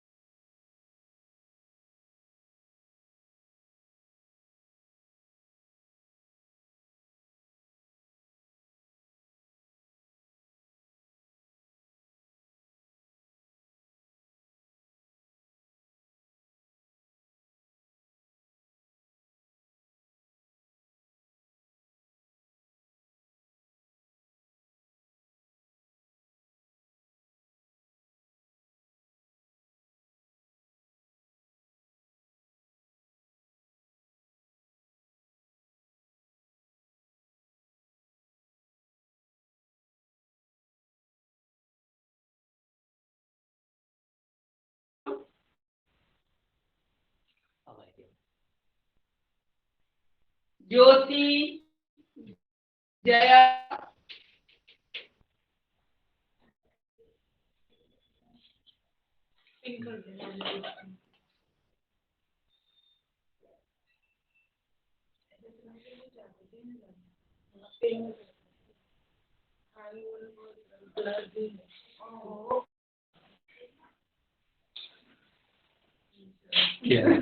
Am I audible? Please confirm. Yes, ma'am. Yes, ma'am. Yes, ma'am. Yes, ma'am. आ रही है आवाज? Yes, ma'am. आ रही है.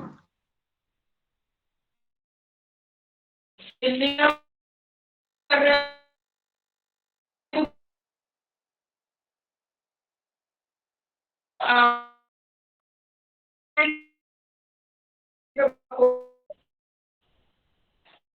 इसमें आपके डिमेरिट दे रखा है हिंदी की बुक में, तो देख लीजिए। उसका पढ़ा है किधर? चार्ज से दे दो ना। हाँ, वही तो चार्जर है कि नहीं, सब लगाओ।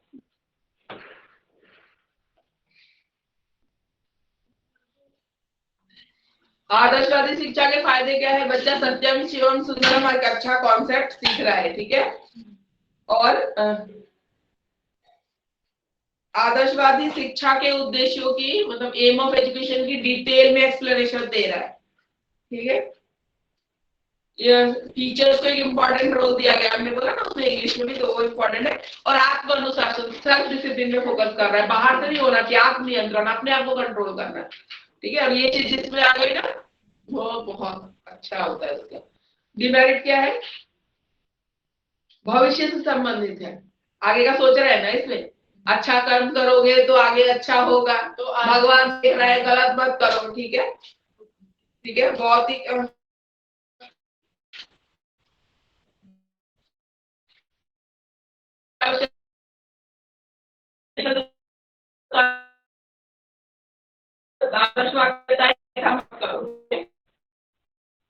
चाइल्ड सेंटर्ड नहीं है, टीचर सेंटर्ड एजुकेशन है, ठीक है। टीचर को ऐसा गाइड रखना है, ठीक है। टीचर है, टीचर पे बहुत ज्यादा फोकस है, बच्चों पे तो है कि ग्रो करना चाहिए वो, पर टीचर सेंटर्ड ज्यादा है। जो टीचिंग मेथड्स है, ठीक है। फैमिली का भी तो बोला है ना कि जैसे वो फैमिली में देखेगा वैसे ही हाँ, आदर्शवादी दोनों तरफ से। तो डिमेरिट में क्या आ जाएगा? जैसे पहले लेक्चर मेथड वगैरह में ज्यादा फोकस था, अब सारा एक्टिविटी मेथड पे शिफ्ट हो गया, तो डिमेरिट में आ जाता है थोड़ा।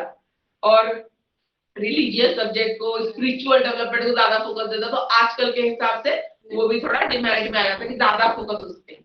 रियल वर्ल्ड में मतलब वो सुटेबल नहीं है वो मेथड, ठीक है। तो ये है दर्शनवाद, समझ में आ गया सबको हिंदी के हिसाब से। अब प्रकृतिवाद देखिए।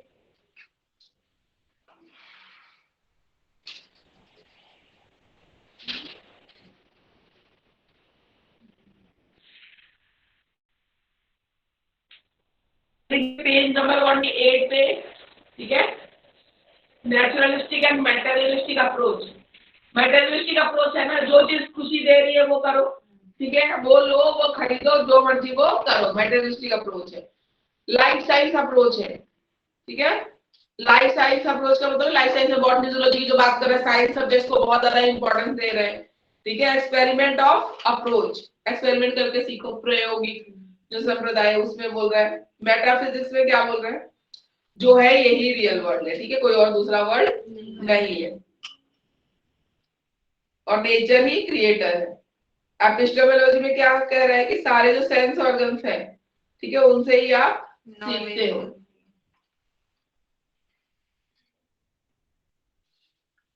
भौतिक ज्ञान, ज्ञानेंद्रियों या कर्मेंद्रियों, मतलब सेंस ऑर्गन्स की बात कर रहे हैं, चीजें तो सेम ही है,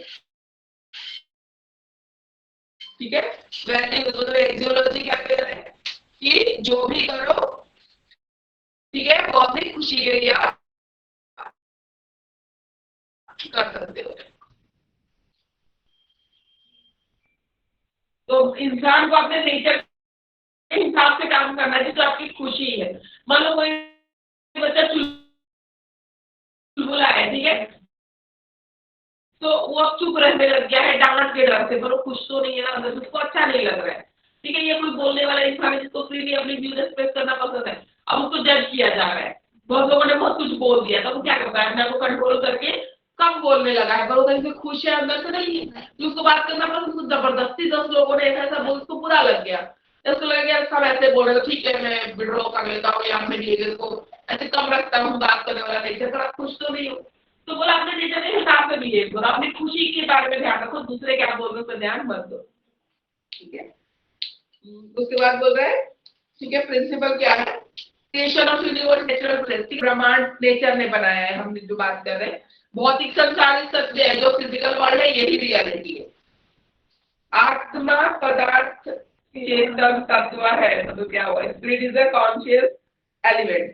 ठीक है, spirit is a conscious element, हमें पता है कि हमें क्या करना चाहिए क्या नहीं करना चाहिए। ठीक है, तो उस हिसाब से बिहेव करो। आत्मा को परमात्मा से मिलाना है, जब अच्छे कर्म करोगे तभी मिलोगे, है ना। और हम बोल रहे हैं कि ये तो साइंटिफिक और बायोलॉजिकल प्रोसेस से बना हुआ मटेरियल एक वो है, बॉडी है, तो इसकी खुशी के लिए करो जो करना है। ठीक है, ये भी एक दिन खत्म हो जाएगा, तो खुश रखने के लिए करो। मनुष्य संसार की सर्वश्रेष्ठ रचना है। ठीक है, ये तो हम उसमें भी मान रहे हैं। ठीक है, आइडियलिज्म ही नेचुरलिज्म भी कह रहा है कि आप सर्वश्रेष्ठ रचना हो तो अपने आप को खुश रखो। और ह्यूमन लाइफ की एक ही एम होना चाहिए, इस लाइफ को हैप्पी बनाना।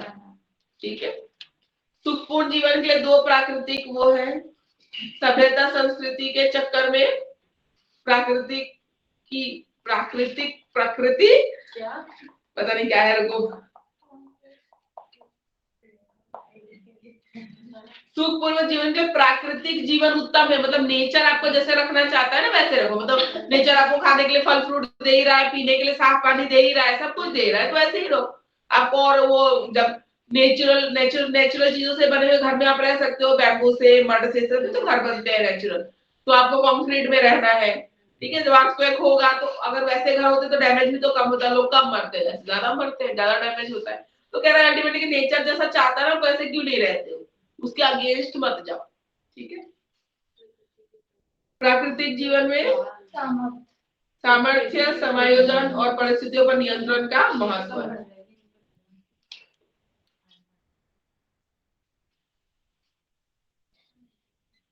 इंसान में ये कुछ एबिलिटीज है जो होने चाहिए, सामर्थ्य, किसी काम को करने की जो एबिलिटी है, समायोजन, एकोमोडेशन, जैसे पुरानी नॉलेज में न्यू नॉलेज जैसे एकोमोडेट होती है वैसी, और परिस्थितियों के हिसाब से बिहेव करना।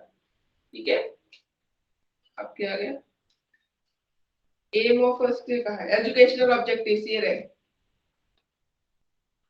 प्रकृतिवाद और शिक्षा के उद्देश्य। ठीक है, ये देखो 131 पे नीचे है,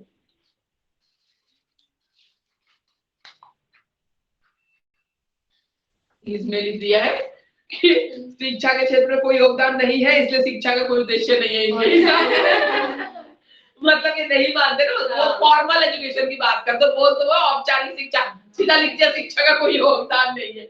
औपचारिक शिक्षा के लिए मना कर रहे हैं कि बांध के जबरदस्ती स्कूल में बिठाओ, पढ़ाओ 4 घंटे 5 घंटे, औपचारिक शिक्षा के महत्व को नेग्लेक्ट कर रहे हैं।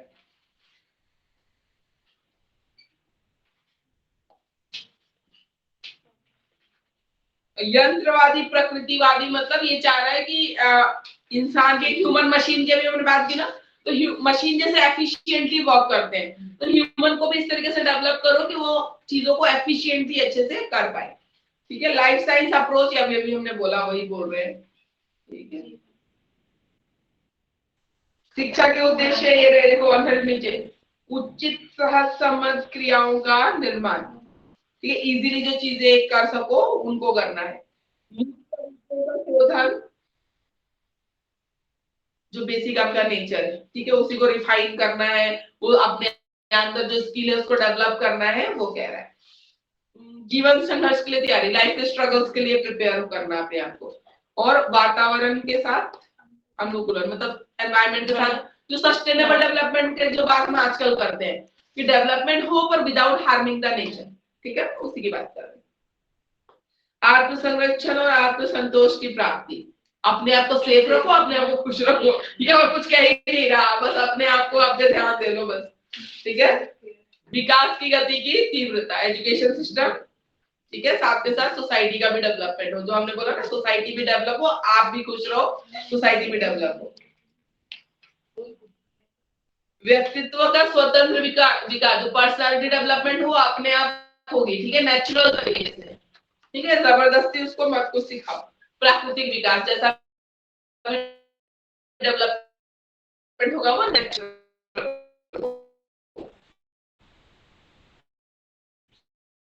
पाठ्यक्रम का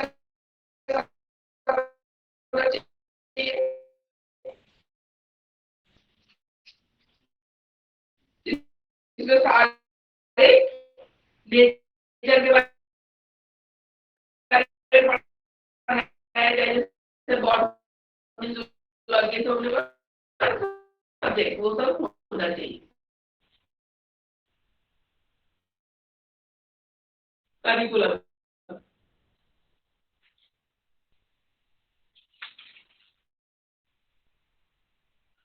देखो, अभी अलग अलग पेन का और कैमेलियस का दे रखा है ना, वो छोड़ दो, नीचे यहाँ पे लिख लेना,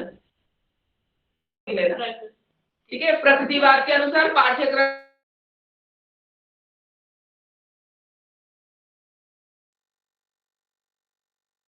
डेवलपमेंट के लिए जो नीड है,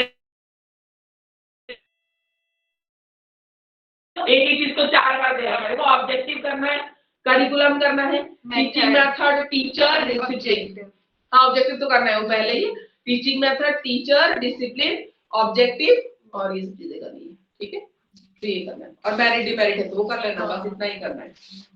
जीवन रक्षा संबंधी विषय, ठीक है, शरीर विज्ञान, physical education, science, physics, maths, ये सब जो हिस्ट्री है, ज्योग्राफी दे रखा है, सब करना है। टीचिंग मेथड्स तो बोला चाइल्ड सेंटर्ड होना चाहिए, ठीक है, फ्रीडम के हिसाब से, जो बच्चों के लिए अच्छा है वही करना है, और नेगेटिव एजुकेशन जो हमने बोला है वो ये पूरी बच्चों के हिसाब से जो है वही करना, उसके अलावा कुछ करना ही है, वो जो कर हाँ, टीचिंग मेथड्स को ये सब कंड्यूसिव एनवायरनमेंट प्रोवाइड करो, उनको खुद से करके सीखने दो, नेगेटिव एजुकेशन के बारे में बोल रहे हैं, ठीक है। मैम आप यूनिट 2 पढ़ा रहे हैं? हाँ, बोलिए। मैम कौन सी पेज नंबर है यूनिट 2 का?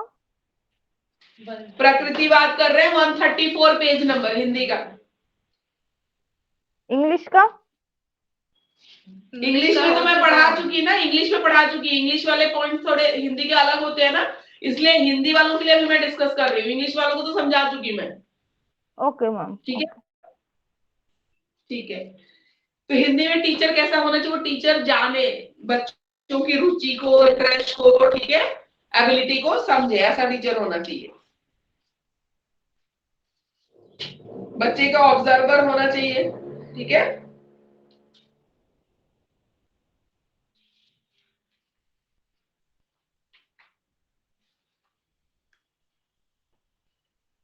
स्टूडेंट अकॉर्डिंग टू स्टूडेंट भी दे रखा है, अकॉर्डिंग टू नेचुरलिज्म। स्टूडेंट तो स्टूडेंट ही होता है, मतलब कह रहे हैं कि उसके सेंसेस या इंस्टिंक्ट जो करना चाहती है उसको करने दो, ये आएगा एक line. School according to naturalism, natural place पे हो, वेल वेंटिलेटेड हो, सनलाइट आती हो, फिजिकल एजुकेशन के लिए जगह हो, ग्राउंड हो खेलने के लिए, ये सब होता है स्कूल में। और सेल्फ डिसिप्लिन सिखाया जाए, ठीक है, डिसिप्लिन सॉरी सेल्फ डिसिप्लिन तो होता है फ्रीडम दी जाए, ठीक है, बस आप उसका ऑब्जर्वर रहो, ध्यान दो कि उसने उसको कुछ हार्म ना पहुंचे। डिसिप्लिन तो है ही नहीं, फ्रीडम के बारे में ही बोल रहा है। हाँ, उसने जब मेथड में पढ़ाएगा तो तू बोलेगा कि हार्म भी ना पहुंचा, ऑब्जर्वर से तो बोला टीचर ऑब्जर्वर रहेगा।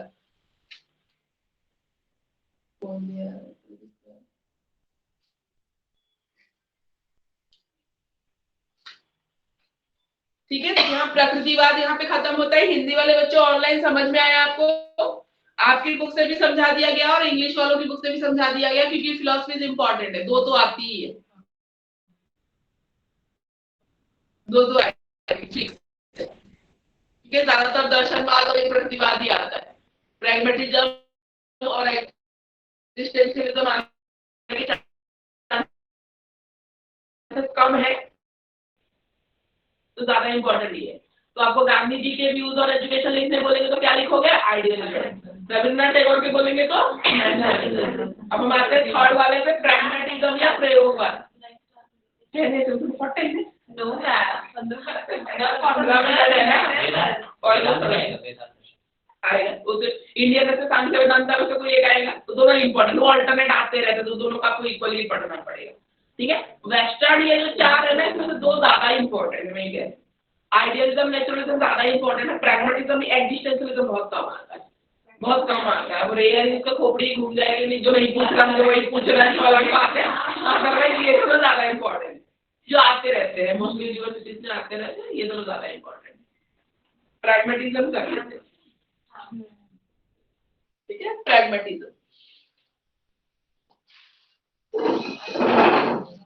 प्रयोजनवाद, ठीक है, नाम से क्या लग रहा है, क्या होगा ये?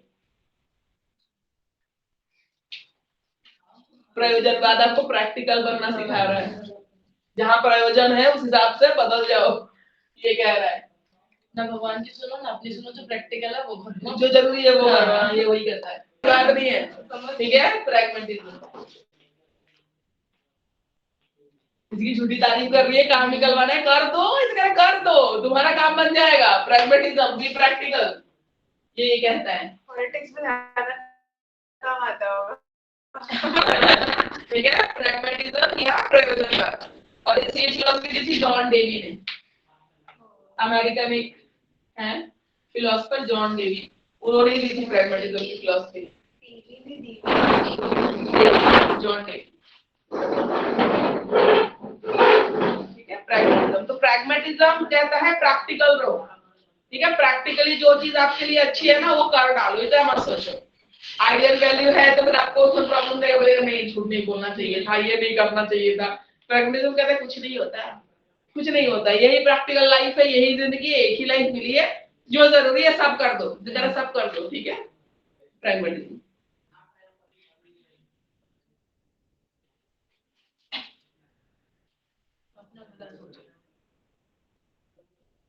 पहले हिंदी से ही कर लेते हैं, फिर इंग्लिश में कर लेंगे इसमें, ठीक है।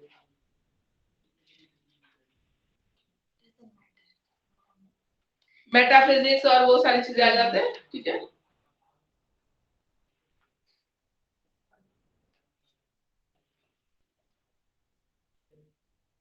मेटाफिजिक्स में ये तो कहते हैं कि जो है यही वर्ल्ड है, और कहां से बना, क्या आया, क्या नहीं, इतना टाइम वेस्ट करने की जरूरत नहीं है इनके एक्सप्लेनेशन में। जो है एक को तो मानते हो कि इतना प्रैक्टिकल है तो आगे पीछे का सोच ही नहीं रहा, कि तुम झूठ बोल रहे हो, गलत कर, तो आगे के कॉन्सिक्वेंसेस तो ये सोचता ही नहीं है, ये प्रैक्टिकल है, बनाया वो भी नहीं, इस पे भी ध्यान नहीं, ठीक है। तो ये कह रहे हैं कि करो,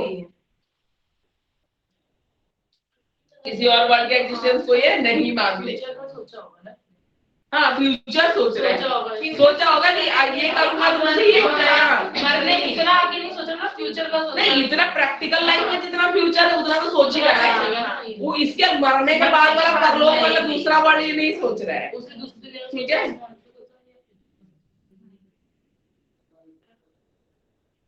एपिस्टेमोलॉजी क्या बोलता है, नॉलेज कहां से मिलेगी, प्रैक्टिकल, ठीक है, प्रैक्टिकल से मिलेगी, बिल्कुल।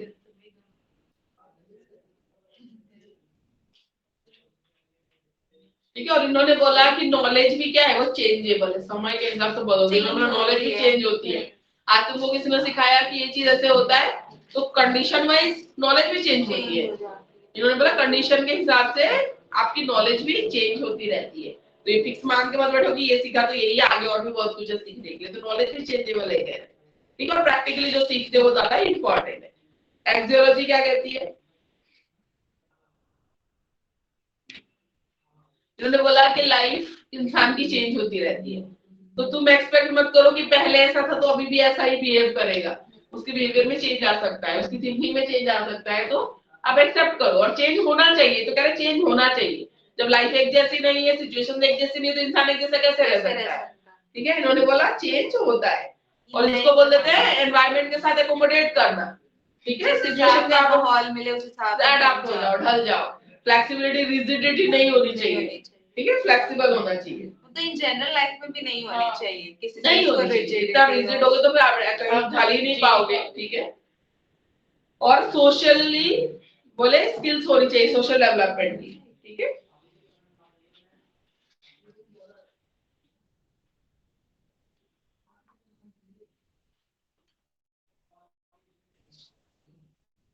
उसके बाद आता है प्रिंसिपल्स ऑफ प्रैग्मेटिज्म। इन्होंने बोला ट्रूथ इज डायनेमिक, जो मेरे सच बदलता रहता है, कंडीशन वाइज सच बदलता रहेगा।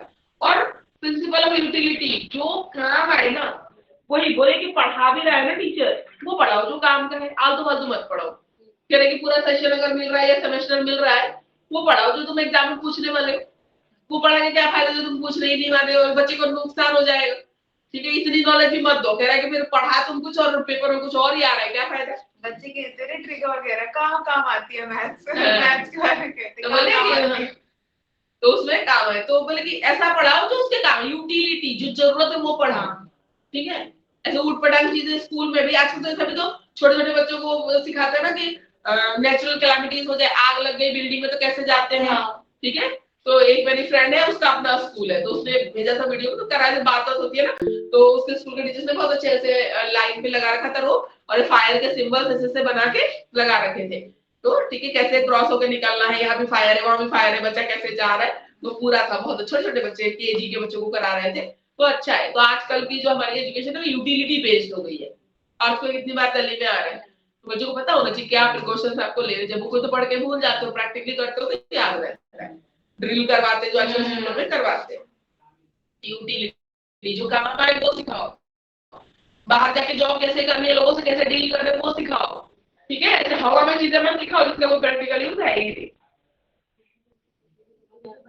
मजा क्या है? जो हमारे टाइम पे ड्रिल होती थी तो फिर बच्चे ऐसे भागते थे।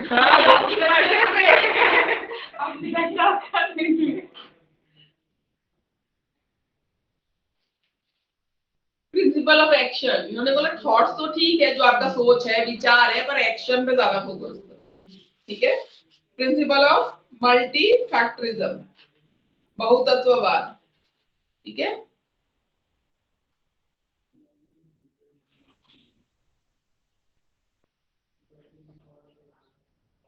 पर्टिकुलर किसी एक प्रिंसिपल पे जिंदगी या वर्ल्ड नहीं चल सकता है, तो टाइम के हिसाब से प्रिंसिपल्स भी चेंज हो जाते हैं, ट्रूथ भी चेंज हो जाता है, तो प्रैक्टिकल रहो और चेंज होते रहो। ठीक है, बिलीव इज ह्यूमन पावर। ठीक है, ह्यूमन पावर मतलब इंसान में बहुत पावर है सिचुएशंस को समझने का, एनालाइज करने का, इंप्लीमेंट करने का। मतलब हमारा जो ब्रेन है वो बहुत ही एक इम्पोर्टेंट पार्ट है जो बहुत सारी चीजें कर सकता है, बहुत पावरफुल है। एम्फेसिस ऑन सोशल लाइफ, जब आप सोसाइटी में बाहर जाओगे तो आपको एक जॉब मिलनी चाहिए, एक आपको एक रेस्पेक्टफुल पोजीशन मिलनी चाहिए, उसके लिए क्या करना होगा वो सिखाओ। ठीक है, सोसाइटी में कैसे बिहेव करना है, तो आप लव एंड वांटेड फील कर सको वो सब बताओ। अननेसेसरी चीजें मत बताओ जो लाइफ में आगे चलकर काम ही नहीं आएंगी, तो ये चीजें होता है। ठीक है, कम्युनिटी ऑफ एजुकेशन, एजुकेशन क्या है, एक सोशल प्रोसेस है, अकेले अकेले तो नहीं सीख सकते, सबके साथ ही जाकर सीख सकते हो। और इंपॉर्टेंस ऑफ चाइल्ड, इसमें चाइल्ड को इंपॉर्टेंस दे रहे हैं, चाइल्ड सेंटर्ड एजुकेशन की बात कर रहे हैं।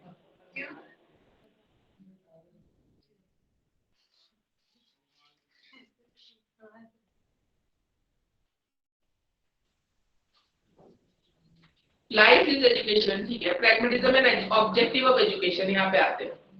ठीक है, प्रैग्मेटिज्म के हिसाब से एजुकेशन का ऑब्जेक्टिव क्या है, डेवलपमेंट ऑफ डायनेमिक्स, ये सिखाओ कि चीजें चेंज हो सकती है। ठीक है, डेवलपमेंट ऑफ डायनेमिक्स फिर से वही आ गई, development of social efficiency, society में आप एफिशिएंट रहो। ठीक है, उस चीज के लिए बाकी से जब कंपटीशन हो तो डेवलपमेंट ऑफ डेमोक्रेटिक लाइफ। ठीक है, अपने हिसाब से अपनी लाइफ जीने के लिए आप फ्री होने चाहिए। करिकुलम में क्या होना चाहिए, यूटिलिटी, दूसरे बिलीव करता है, दूसरे लैंग्वेज। ठीक है, physical education, history, geography, math, science, ये सब सब्जेक्ट्स होने चाहिए, इंटरेस्ट के हिसाब से होना चाहिए। ठीक है, ये भी कहता है प्रैग्मेटिज्म की जिसको जिसमें इंटरेस्ट है वो पढ़ाओ, जबरदस्ती ये मत करो। प्रिंसिपल ऑफ एक्शन, ठीक है, थ्योरी मत पढ़ाओ, अभी तो पढ़ा था ही। ठीक है, अभी तो पढ़ा था, वही तो चीजें हैं, तो फिर वही आ गया ना एजुकेशन, हिंदी के हिसाब से, इंग्लिश वाले हिसाब से हम देखेंगे। अनुभव का सिद्धांत है, बोले कि एक्सपीरियंस जितना होता जाएगा उतने उस चीज में आप परफेक्ट होते जाओगे। प्रिंसिपल ऑफ इंटीग्रेशन, ठीक है, इंटीग्रेशन में एजुकेशन सिस्टम ऐसा होना चाहिए एक सब्जेक्ट का दूसरे से लिंक है ना, तो आप एक साथ पढ़ाओ। जैसे मैथ्स में भी कोई टॉपिक आ रहा है साइंस ट्रिग्नोमेट्री का, और वही ट्रिग्नोमेट्री लाइट वाले चैप्टर में यूज होता है न्यूमेरिकल सॉल्व करने के लिए। तो मान लो मैथ्स में बच्चे ने ट्रिग्नोमेट्री नहीं पढ़ी और साइंस का टीचर पढ़ा रहे तो समझने में दिक्कत आएगी। साथ साथ चलो, जब उधर ट्रिग्नोमेट्री चल रहा है तो इधर साइंस में लाइट चलना चाहिए। ठीक है, यूटिलिटी तो बच्चे को समझने में भी आसान होगी, तो ऐसे इंटीग्रेट करके पढ़ाओ। ठीक है, टीचिंग मेथड्स कैसे होने चाहिए, प्रैक्टिकल होने चाहिए, लर्निंग बाय डूइंग होनी चाहिए, घिसी-पिटी पुराने वाले मेथड्स नहीं होने चाहिए। ठीक है, उसके बाद principle of learning by doing पे फोकस है और पर्पसफुल लर्निंग पे फोकस है। वो पढ़ाओ जो काम आएगा। ठीक है, अननेसेसरी मत पढ़ाओ, जो चीज जरूरी है वो पढ़ाओ, वो सिखाओ। ठीक है, इंटीग्रेशन ऑफ लर्निंग तो मेरे बोला अभी जोड़ के पढ़ाओ, जैसे साइंस और मैथ्स के ये टॉपिक्स चल रहे हैं तो इस हिसाब से। तो यहाँ पे हिंदी में यही तो खत्म होता है, इंग्लिश में देखिए हम इंग्लिश का भी हो गया कवर, वही गया ना, वही पॉइंट्स होंगे। बस 2-4 चीजें। एक पेज नंबर बताना, पेज नंबर कौन सा? 92।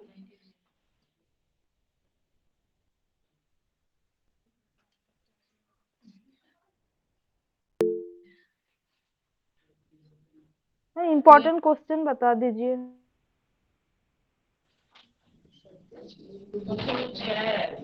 हाँ बोलिए। इम्पोर्टेंट क्वेश्चन बता दीजिए, इम्पोर्टेंट क्वेश्चन। इंपॉर्टेंट क्वेश्चन आपके पेपर में तो जो फिलोसफीज है ये सारे इंपॉर्टेंट है, इसमें से भी 2 फिलोसफी ज्यादा इंपॉर्टेंट है, आइडियलिज्म और नेचुरलिज्म। ठीक है, एग्जिस्टेंशियलिज्म लीस्ट इंपॉर्टेंट, उसका ऐसे कोई लॉन्ग क्वेश्चन बहुत रेयर केस में आएगा, नहीं तो नहीं आता है। ठीक है, नेचुरलिज्म और आइडियलिज्म बहुत इंपॉर्टेंट है। प्रैग्मेटिज्म इंग्लिश मीडियम में देखो हो ही गया ऑब्वियसली। ठीक है, फिर भी देख ले।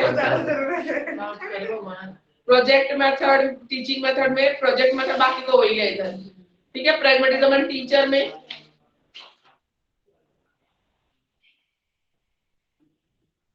फ्रेंड, फिलोसोफर और गाइड होना हाँ, चाहिए।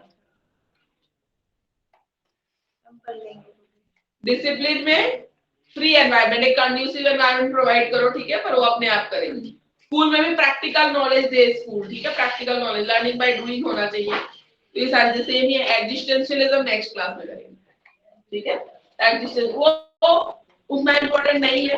ठीक है, सुन लेना, सब नोट्स जो बनाने अगर बनाना हो, इन दोनों का तो बनाना ही है, आइडियलिज्म नेचुरलिज्म का। ठीक है, और एक दो फिलोसोफर देख लेना, इंडियन फिलोसोफर जो सपोर्ट करते हैं। आइडियलिज्म में स्वामी विवेकानंद जी आते हैं, जो टैगोर का ही है, तो वो देख लेना। नोट्स नहीं आई क्या? तो मैं कुछ बोल रहा है आपको, मैम नोट्स कब फॉरवर्ड करवाएंगे? नोट तो बुक में है ही, जैसे से दे रखे हैं, हिंदी इंग्लिश दोनों बुक में। तो इन्हीं से कर ले फिर, ठीक है। हाँ, इसमें से करिए, ना दिया हो कोई टॉपिक ऐसा होगा ना कि बुक में ही नहीं है तो हम प्रोवाइड कराएंगे, इसमें तो दे रखा है बहुत अच्छे से। ठीक है, आप ठीक है। नोट्स बना अननेसेसरी जो चीजें बाकी लिखी होंगी उसको कट सीक्वेंस उसको बना लीजिए नोट। नहीं आती। ठीक है मैम मुझे ये पूछना था कि नेक्स्ट वीक क्लास होगी संडे को, क्योंकि सीटेट का एग्जाम है तो क्लास लेना थोड़ा पॉसिबल नहीं हो पाएगा। क्या क्लास होगी?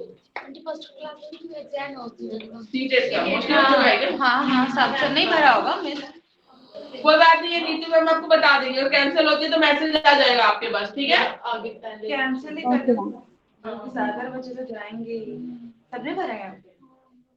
हाँ कोई बात नहीं, अगर ऐसा हुआ तो कैंसिल हो जाएगी ना, लॉस नहीं जाएगा किसी का, बात कर लेंगे। ठीक है, वो मैम का मैसेज आ जाएगा आपके पास। ठीक है, चलिए, thank you for attending the class.